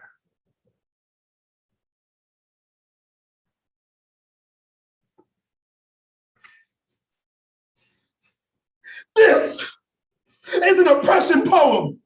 And who are you to tell me I can't write about more than my oppression? More than my blood, not supposed to be more than my eulogy, than my gravestone, not supposed to exist outside of this oppression poem. Now how are we gonna exist, huh? To make your pretty shit out of your painful shit, huh?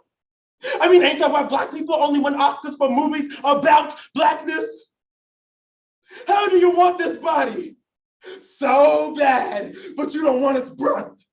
How do you want this art? So bad, but you don't want the artist. And what do you mean I'm lucky to be here? And this has always been a matter of equity, right? So how about we become equally unequal? No lives matter.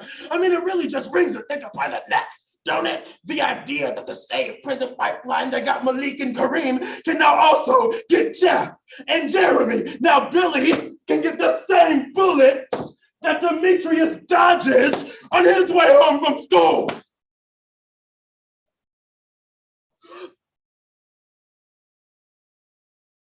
Wow. This performance is so good.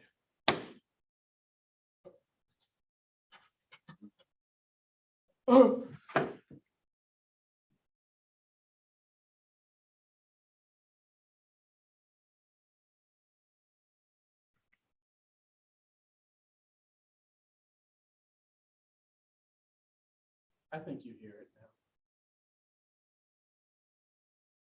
That silence of your own death. Black privilege. It's a joke. It's a myth. It's a punchline. It's the time a teacher asked a little boy what he wanted to be when he grew up. His first answer was alive. It's me thinking that I can be enough. It's me thinking this poem can be enough. I can be enough. And I'm not. So just be fucking honest with me. Did you accept me here for me or for my skin?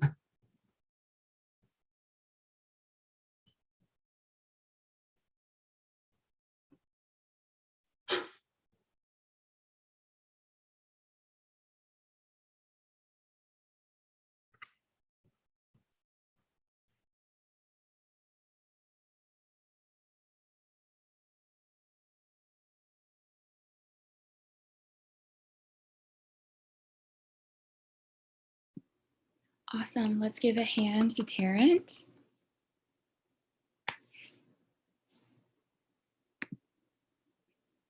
All right, and now we'll just go from the top. So let's see. Micah, are you ready for us? Yeah, totally. Awesome. Go ahead and set up. And then are all 5 of our judges ready? Renton, can you just let me know? Oh, awesome. Thank you. Awesome. Let's give a hand to Micah.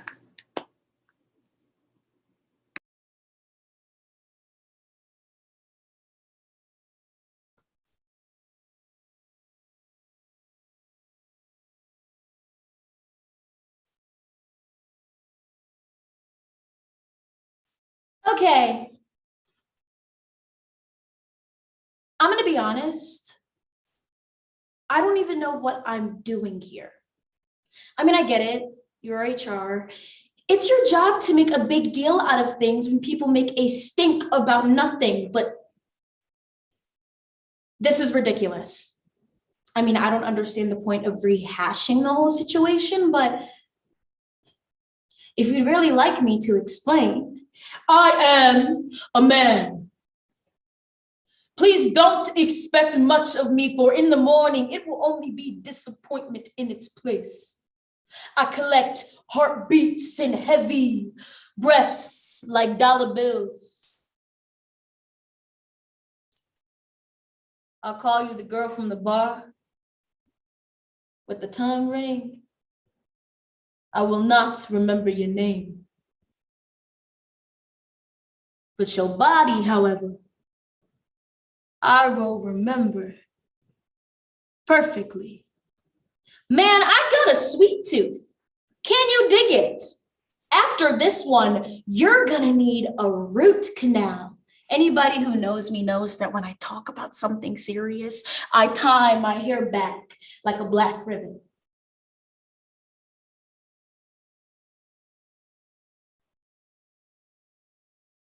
This is an elegy to all the things we've become before becoming women.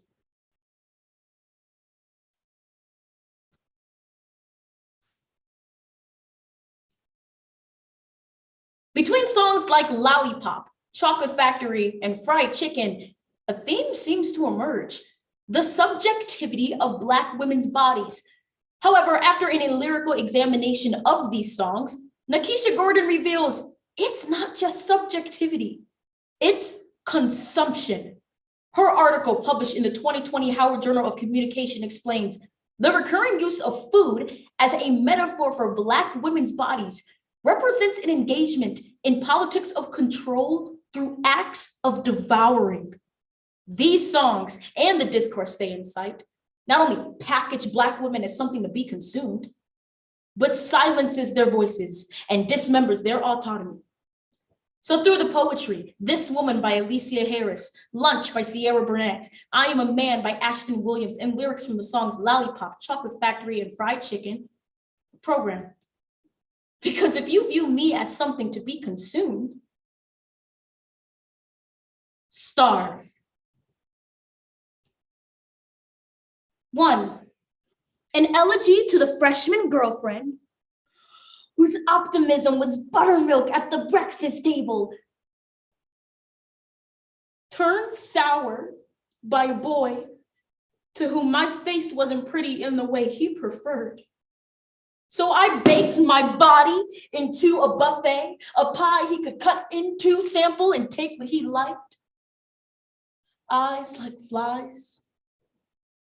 All of these maggoted compliments I swallowed because somewhere this must be a delicacy. I was sitting in the break room. It's a normal day when Jim walked in. And the first thing I noticed was his lunch. I mean, I inhaled so deeply, I could basically taste it. He set his lunch down on the table and went to go get some water from the fridge. So I got up and I sat down in front of it. You're my chocolate factory. Gumdrops mixed with chocolate milk bars. There's so much variety. Love, so sweet. 2, ode to the slut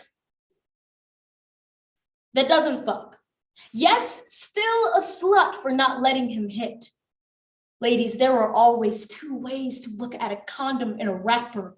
Open your legs and you won't necessarily find freedom. Close them and you won't necessarily find purity. Your taste will be on my teeth until dinner time tomorrow morning. I am a man. Torturer, noosing women from the snare of my lips, while my tongue acts as a whip, lashing my desires across her whiplash curves. There I call it slavery. There I call it love. She looks like a movie star, like a chocolate candy bar. 3, ode to the mothers who are also martyrs, who are also daughter of God and therefore saints. Ladies, what lies between your thighs is a man's genesis, so how dare he spit upon the scripture? How many times have we tried to save those with our love, been bread, butter, and breath, done our best to give good head, I mean knowledge, wisdom, understanding. I'm so sorry there was no funeral for the going out of your smile and the coming in of Jim saw me from across the room. I mean, he watched me do it. So I opened up the tip to his Tupperware and steak. I mean, how did he know that I had been craving steak all week? So I took a bite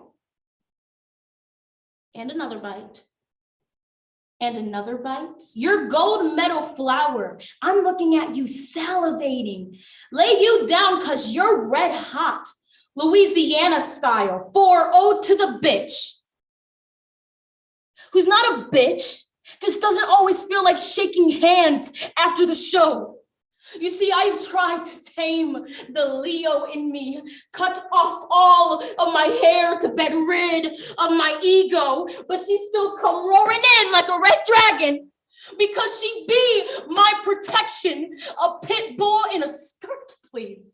I am a bull, massive on the hunt of a fresh kill, yet I'm still learning how to heal. I mean, you know when you're enjoying a meal so much you just don't want it to end, but you also can't wait to finish because you've just never devoured something so tender. I'm gonna eat you till there's nothing left, to my very last breath. It was sitting right there, so I took it. I mean, why would Jim bring something so enticing to lunch if he didn't want me to have a taste? I am a man.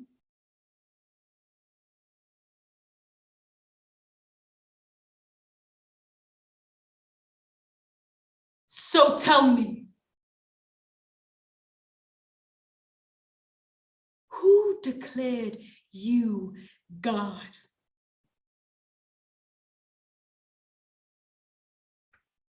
Wearing women's happiness across your neck like dog tags. Like they were born to be your trophy. So, if you're writing a report or whatever, this situation can be summed up in just 2 sentences. Jim came in flaunting his extravagant lunch.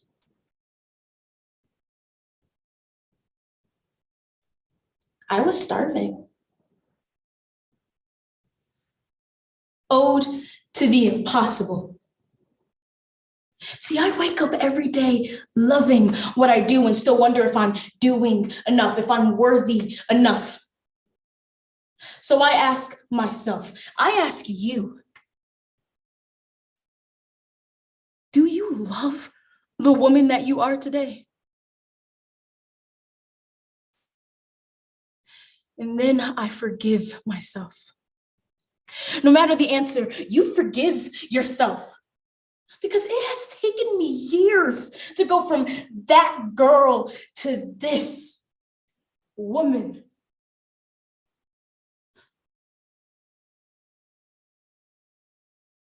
And ain't God good?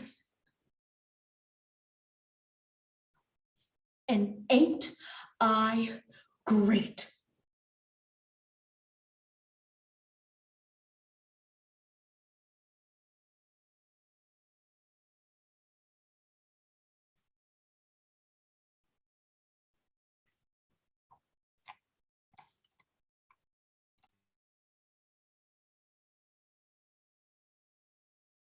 Awesome. Let's give another hand for Micah. And our next speaker will be Samira, if you want to set up.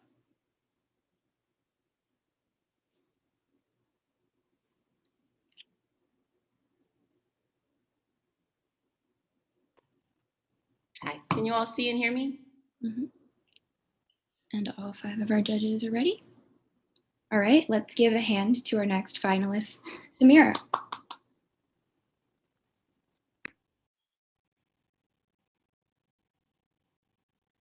The Breath Project 2020 was created this past summer with a simple mission. Through art, action, and advocacy, they seek to build a more equitable theater community in this country and actively dismantle structural racism in American theater. After the death of George Floyd, they enlisted the help of theater artists and activists across the country and called for submissions for their 846 project, a representation of the time it took for Floyd to be murdered by the police. this archive of performances, and this single voice poetry, our memorial to those we've lost. George Floyd, Breonna Taylor, Atiana Jefferson, Walter Scott, Stephen Clark, Tamir Rice. And we pray that we can one day stop adding names to this ever-growing list of lost ones. 846, by Gamal Abel Castor. The first time I heard the word nigga, it snapped my neck back. I think I may have smiled. An uncomfortable smile of disbelief, and then the chill of cold fear ran through me. I'm sure of that. The word nigga said correctly, it's violent. And this was a schoolyard nigga, an adolescent nigga, not some grown-ass white man calling me nigga, no. I was 9, maybe they were 11, 12. These were virgins using the word. I had never had the word directed towards me, but I knew the word. This word had legacy. It laid weight in my belly and often formed a lump in my throat, obstructing my breath. This word is the manifestation of a diseased heart. I mean, you can hear the word, you can smell the word, and you can taste that nasty ass word. But what really weighs on you, me, any sane Black person, are the subtleties, the looks, the overlooks, the scowl, the eye roll, the ignorance, the alien stare. I mean, they look at you as if you're from another planet. The impolite over polite, no, after you gestures that seem to have acknowledgement of so many ancestral atrocities. Well, what about the atrocities that's taken place over the last 90 seconds since I started speaking? The Passover. Not the Jewish Passover. Niggas get passed over all the time. The job Passover, the mortgage Passover, the healthcare Passover, the tech world Passover, the college application Passover. Niggas get passed over all the time, and this has nothing to do with self-pity, no. Because we are the least pitiful people on the planet. I mean, we take it. And we take it, and we take it without too much bitching or complaining, and then we take it, and we take it, and then we hold our breath.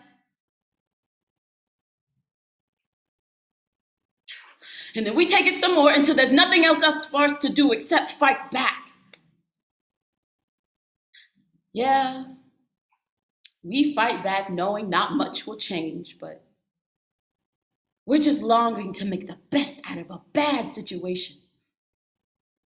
And I'm not talking about, I just had a bad day bad, or I just lost my job bad, or I found out I have cancer bad. Because at least with each of those comes hope. And I don't know if y'all know this, but niggas don't really come equipped with much hope. So much so that Jesse had to fight for us to keep it alive. 3 minutes. We have faith, God-fearing, because everything we can see and touch has hurt us. So we have to put our faith into something invisible and pray that it can help. Dear white Jesus. I'm sorry, I need a second. But if I have to put my faith into a white hippie in order to save me from master's lashes, to save me from bondage, to save me from white rapists, to save my sisters, our daughters, and our mothers, dear white Jesus, save me from white sheets and swinging trees. Save me from the stop and frisk, from the racist legislation. Save me from the Second Amendment, the 13th Amendment. Dear white Jesus, save me from poverty and underfunded schools and unemployment. Save me from white guilt, white flight, and right and wrong. I mean, praying to someone who looks like your oppressor to save you. You can see how that's hard for some of us to get behind, right? Get behind me, boy. Get behind me. Get to the bottom of that boat, nigga. Bottom of that boat. Get back in that field and pick that corn and cotton until your fingers peel, nigga. Get to the back of the bus. Back of the bus, back of the bus, back of the bus. Get to the back of the bus, nigga. Back of the line, back of the line. Get to the back of the line. Get your ass around my front porch and get to the back before you get shot, nigga. Get your hands up. Get them up, up, up, up, up, up, up, up, up. Get down, get down, get down on your knees, nigga. Get your hands behind your back. Hands behind your head. Hands behind your back. Hands behind your head. It's hard to get your hands behind that big ass head, ain't it, nigga? Get your face to the curb, nigga. Don't you dare twitch or move, cause all it's gonna do is make me put more pressure on your neck, nigga. I can't breathe. 5 minutes. Officer, I can't breathe. This ain't a joke, please.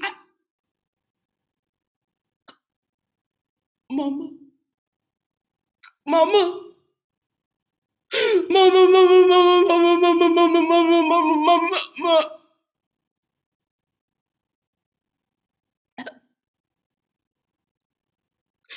5 minutes and 30 seconds, followed by 3 minutes of silence, preceded by 401 years of shouting, preaching, praying, and rebelling, for looking out for ourselves because we know we're on our own. 3 minutes of silence, preceded by 401 years of sit-downs, marches, sit-ins, runaways, riots, and underground railways. 3 minutes of silence and stillness.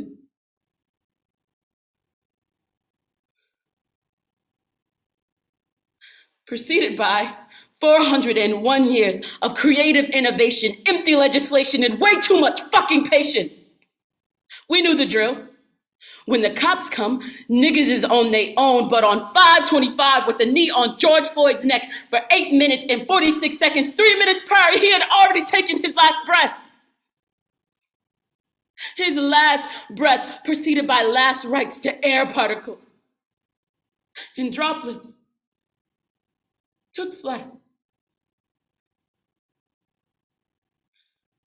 The breath of a martyr infecting millions. Catching on. So much empathy. And now this is a movement. Now this is a movement, our fight. This has been our fight, but we need your voice.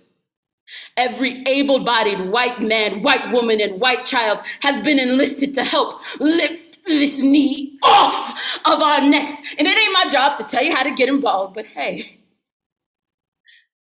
you could write a poem, draw up legislation, you could write a check, raise your voice, and call shit out when you know it ain't correct. And strongly refuse to participate in any race-based conversation, action, or fear-based propaganda. This is a movement. Hold your fists together, link your arms, holding feet to the fire, calling a liar, and a racist. Learn to listen to your children, because they seem to have more love and understanding. And if you're a powerful person, if you have power, don't abuse it. Use it in a right way. This is a movement. This has been a movement. So stay outraged. Stay fucking outraged. This is a movement. So don't hold. Oh.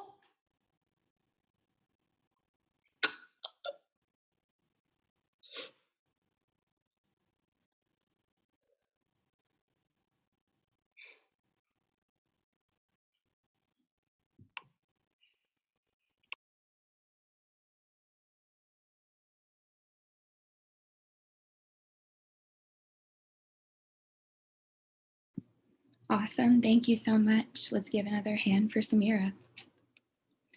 And our final performer in this round will be Joshua Beckles. So Joshua, get set up.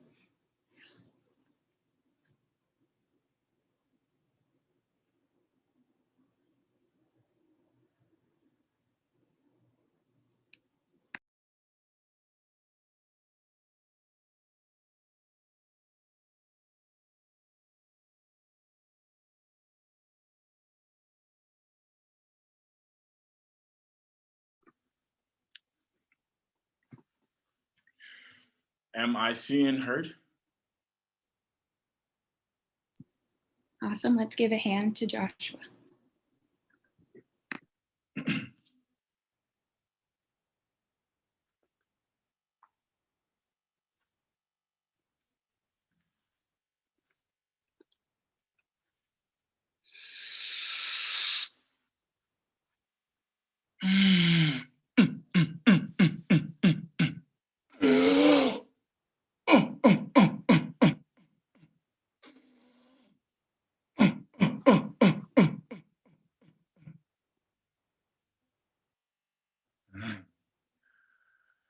Red light morning violence yet.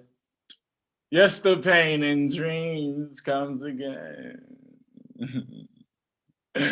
Race, pain, people are everywhere, yeah, oh, yeah. People are everywhere, yeah, oh, yeah. Oh, wow, oh, wow, oh, wow, oh, wow, oh, wow, oh, wow, oh, wow, oh, wow, oh, wow.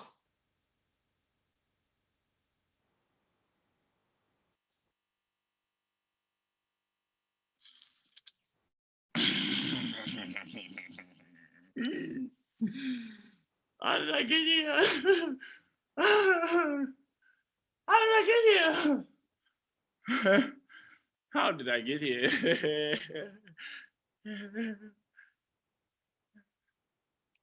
How did I get here? How did I get here? How did I get here? How did I get here? How did I get here? How did I get here?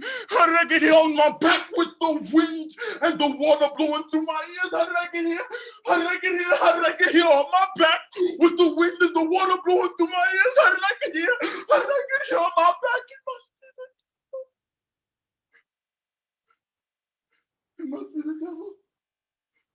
My sins, my sins, my sins, my sins, my sins. All day, all night, we wander like an owl. Who? Who? Who?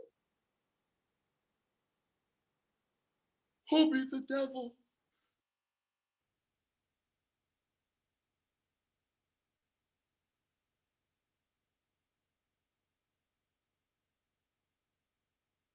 Father of American psychiatry and signer of Declaration of Independence, Benjamin Rush argued, slaves ought to be kept in bondage. Otherwise, they develop a disorder he named negrotude. The American Council Association of March 24, 2020 details, negrotude is characterized as rage, paranoia, and aggression, and Negro men were especially at risk for developing this schizophrenic-like disorder. A protest psychosis formed from groups like Black Panther. Author Amiri Baraka takes the antics of negrotude and turns it into a literary drug, facilitating a intoxicating journey for the audience that we are all too familiar with. So, with poetry, dope, along with excerpts from Poco Loco, Somebody Blew Up America, and Wise Wise, all from Amiri Baraka. A Black Trip. You ever wake up in the middle of nowhere surrounded by your enemies, you in big trouble? You ever wake up in the middle of nowhere and you can't speak? You in big trouble. You ever wake up in the middle of nowhere and the rich folk take away your boom, ba boom, you in big trouble. The rich folks is good to us. They's good to us. They's good to us, they's good to us, they's good to us, they's good to us, they's good to us. I seen you on Channel 5. on Channel 4, on Channel 2 and 9. It can't be them Klansmen. No, can't be them skinheads who blows up nigga churches and reincarnate us on death. Can't be David Duke.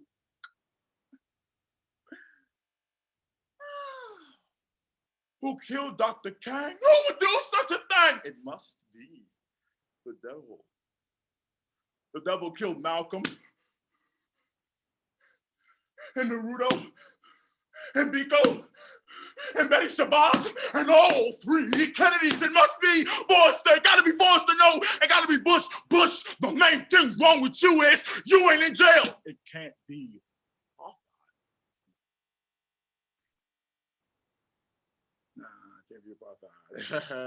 Jimmy Carter wouldn't lie. No, his drunken racist brother ain't no representation of him. No, he wouldn't lie. Didn't you hear him say on the State of the Union address, I swear on Rosalind's facelifted Catatonia. I wouldn't lie.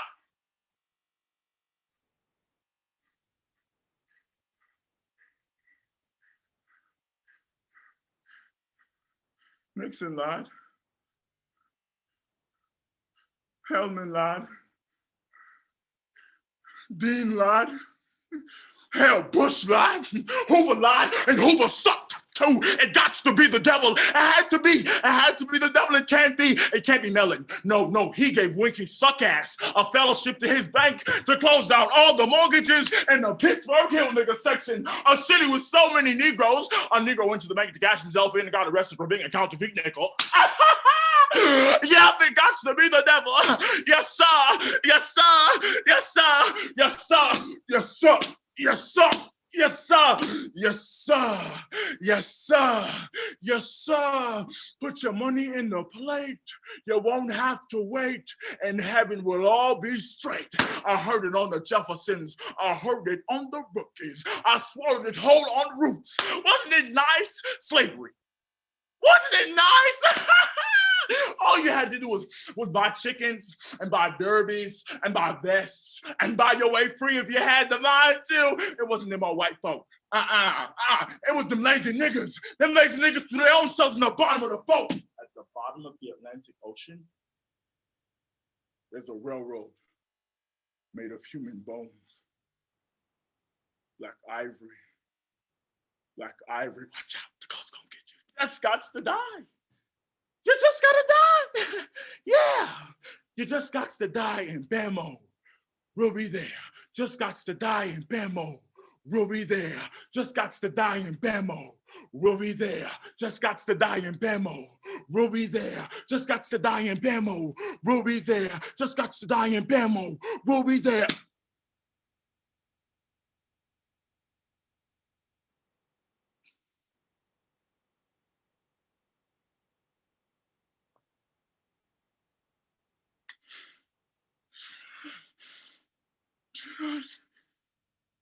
How did I get here? How did I get here? How did I get here? How did I get here? God, how did I get here on my back with the wind and the water blowing through my ears? How did I get here? How did I get here on my back with the wind and the water blowing through my ears? How did I get here? How did I get here on my back with the wind and the water? It must be the devil. It must be the devil. It got to be the devil.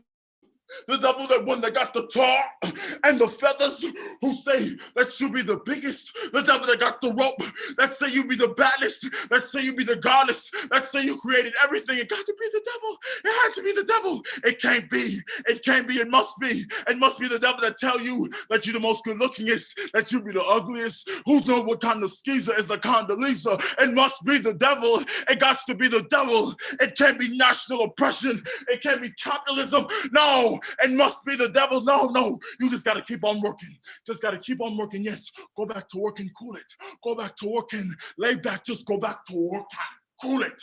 Go back to work and lay back. Go back to work and cool it. Go back to work and lay back. Just got to die. Just gotta stop breathing. Yeah. Yeah.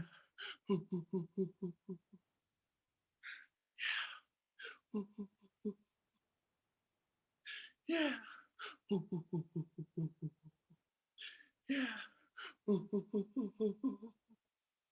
Yeah.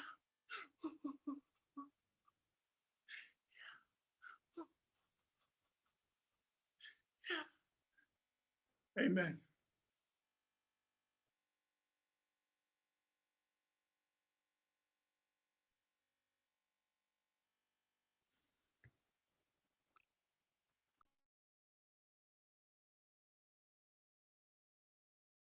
All right, let's give it up again for Joshua. And let's also give it up to all 6 of our finalists to thank them for sharing their incredible hard work with us right now. We hope that all of you have an incredible day, and thank you so much for joining us.